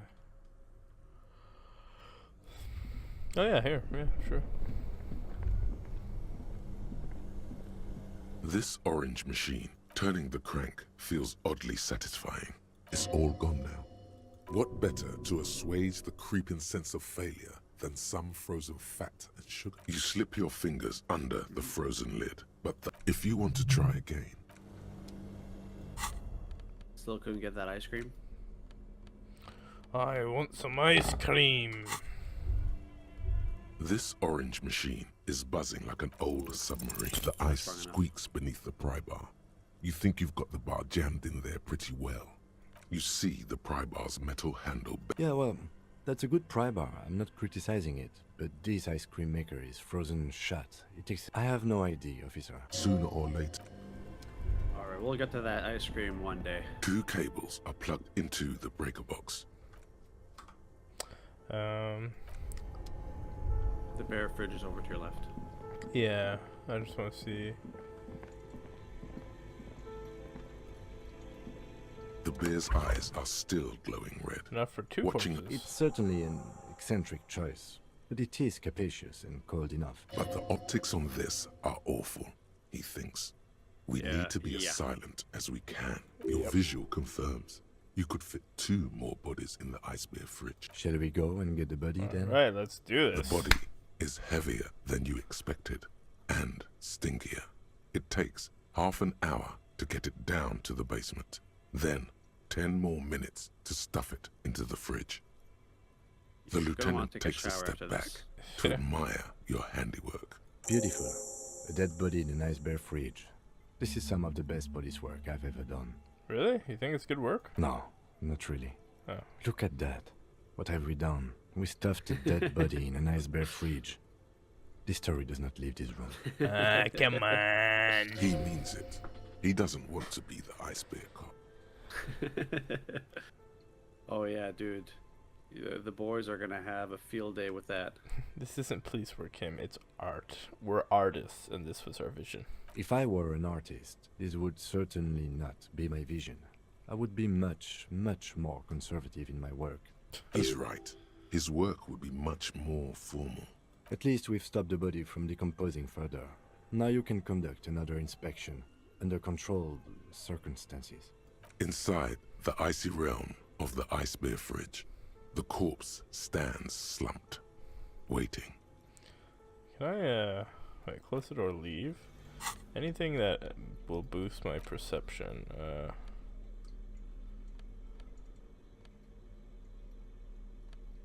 Yeah, because right now there's only like a 3% chance of you detecting something new, right? Exactly, yeah. Yikes.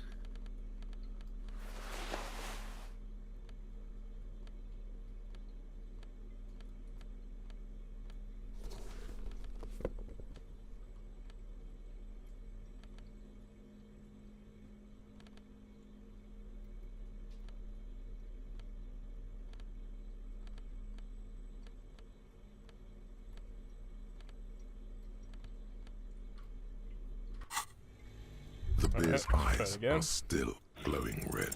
You touch the dead man's body. It'll come to you sooner or later. At least he's safe here until then. Tell me something, dead man. Shoot, Looney Rooney. How do you like it in the fridge? I like it a lot, brother. This really is your finest hour. You're a genius. A regular Corporangelo. By the way, I found out who I thought that this voice sounds like. I know it's the guy who does the Lola Bunny. You know that Lola Bunny video? No, that's him? No, I just think it sounds like him. Yeah, like does. Lola Bunny. That gravelly voice, yeah. It does sound like him. Who knows? Maybe he does some voice acting work. Maybe. At the autopsy, you said you have ancient mysteries. Oh yes, Kobo mi Lobo. In the gift horse's mouth. Tracts and wakes and waterways. Ancient materials buried. Yeah, but where to, brother? Just a small gulp away. My beloved Kobo. A small gulp away. Come back later, Kobo.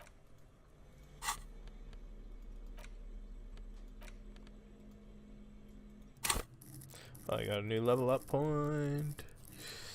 Let's do... Oh, actually, perception might be good here. The one perception point we can put. The bear's eyes are still glowing red.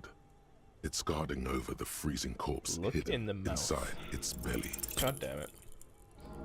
I morale critical. Okay, I'm gonna do it. God dang it. You touch the dead man's body. His skin is cold. It'll come to you sooner or later. At least he's safe here until then. Shoot, Looney Rooney. Oh, yeah. Come back.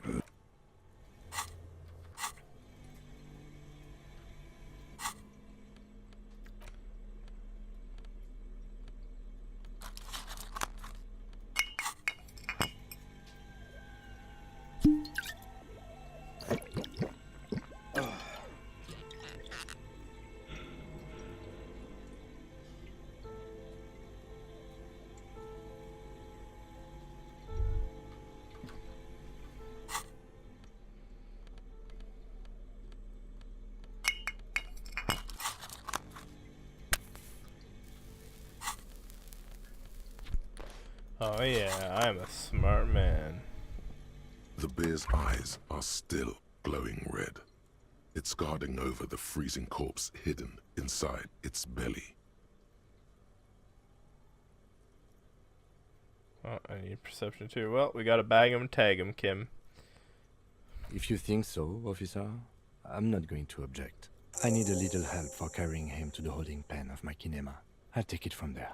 What should I do in the meanwhile? Continue working here. The locals, the case, or attend to your own business. I will meet you downstairs in the Whirling in Rags tomorrow morning, 7:30 sharp. Alright, let's bag it and tag it. My perception is too low. Yeah, to it's too notice low to anything. ever. So we kind of wasted our time with this whole fridge business, but Yeah, it's just fun stuffing a body, you know. We're the bear ice cop. Oh well, now I'm on my own. Now it's no. Oh, guy's God. day off. Well, now we can do whatever we want. Oh yeah. Now that Kim is not there to judge us, how about we do some karaoke? Yes. Oh yeah. Oh, it's my time to shine.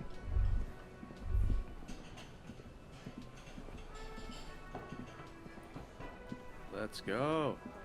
Oh, maybe heal up, because what if, you know, your Oh, bed yeah. hurts your morale? Woman's hand wrote yesterday's menu. Today starts in a man's handwriting. The soft purr of an electric juicer comes from the kitchen. Someone's working. Do you have to talk to Garte to have permission to do karaoke? It's definitely time for Can I it. help you? So Another thing. Great. Yes, and the phone company is taking its sweet time sending someone to fix it. Who told you that? I would never disclose my source. Fine, yeah. It looked like someone had messed with... If you do find out who cut the line, though, let me know, so I can... Oh, yes, that door. Yes. Oh. Yes? Do I have a... He's sound, and it's not a shaker. It's nothing. Am I wearing You it? need to Am I... find- Because he's not a bartender. Because I'm... Play it calm. This man needs to... Like what? What are you trying to do right now? I was just trying to get out of the dialogue with Okay, him. yeah. So you need to find the sad tape, the tragic tape. Right, yes. Yeah, but it's in the fishing village, which is day 3, so... Okay. Yeah, which is off to the left, you know, like that bridge. Oh, yeah. So we Okay. can't do the karaoke machine. Oh, okay.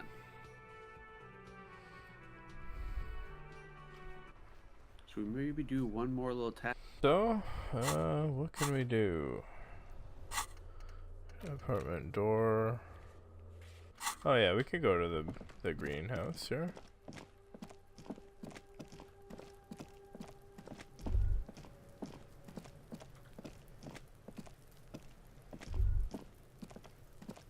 There are several footprints in the mud. Sitting at a desk, Lieutenant Kitsuragi.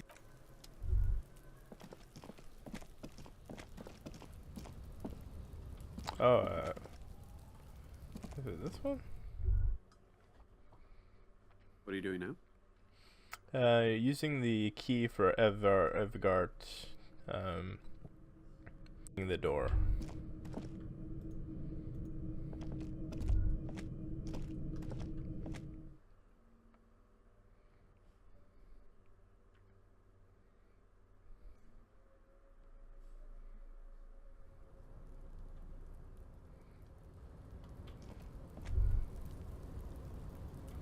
It's this place.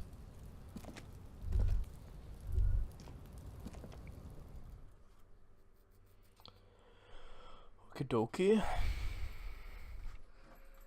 Went the wrong way.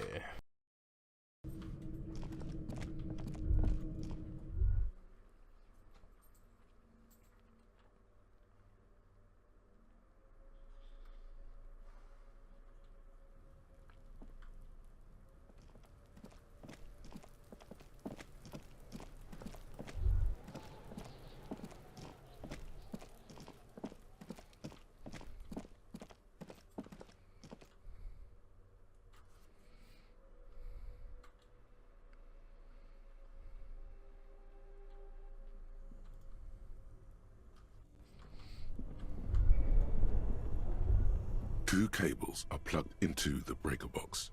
The red...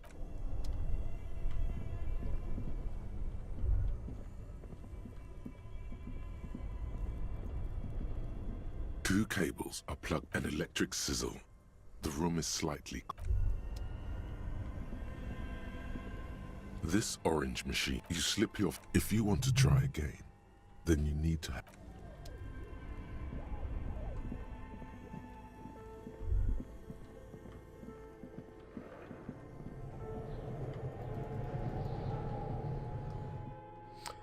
So I'm gonna go to the backyard of the buildings.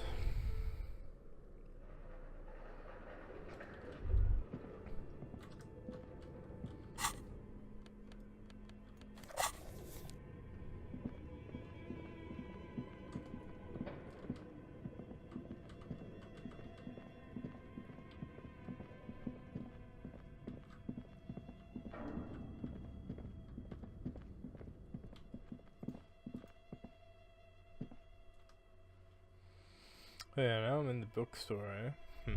Yeah, sorry, what are you doing right now? I'm going around to the greenhouse, so I have to go where Kuno S is. Oh yeah, you just go around, man. Yeah, exactly. Leave the bookstore and go off to like where Joyce is. Right, yeah. And you'll find a door which you unlocked and you'll be able to go through.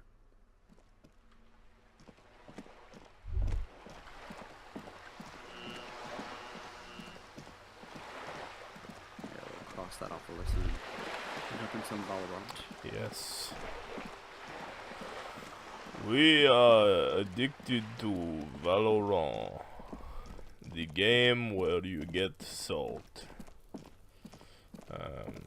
Only for superior races. Yes, the most superior. Oh, this must be it. The basement door is weather-worn. The copper nails holding the upholstery in place have turned. You try to be as silent as you can. Finally, the door unlocks. Well, buddy, you opened it. No need to go inside. Only curiosity could account. There might, as you hold the open door. I'm going in. I don't care if the wizard is there. Naked without Kim.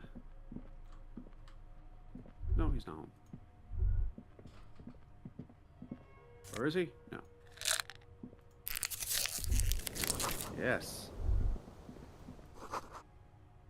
A book titled The Hidden World of Walking Sticks lies open. You can almost feel the warmth of the red sun on the flag. This is the flag of Revachol, the suzerainty. This isn't just one sun, but there are little suns dancing around the big sun.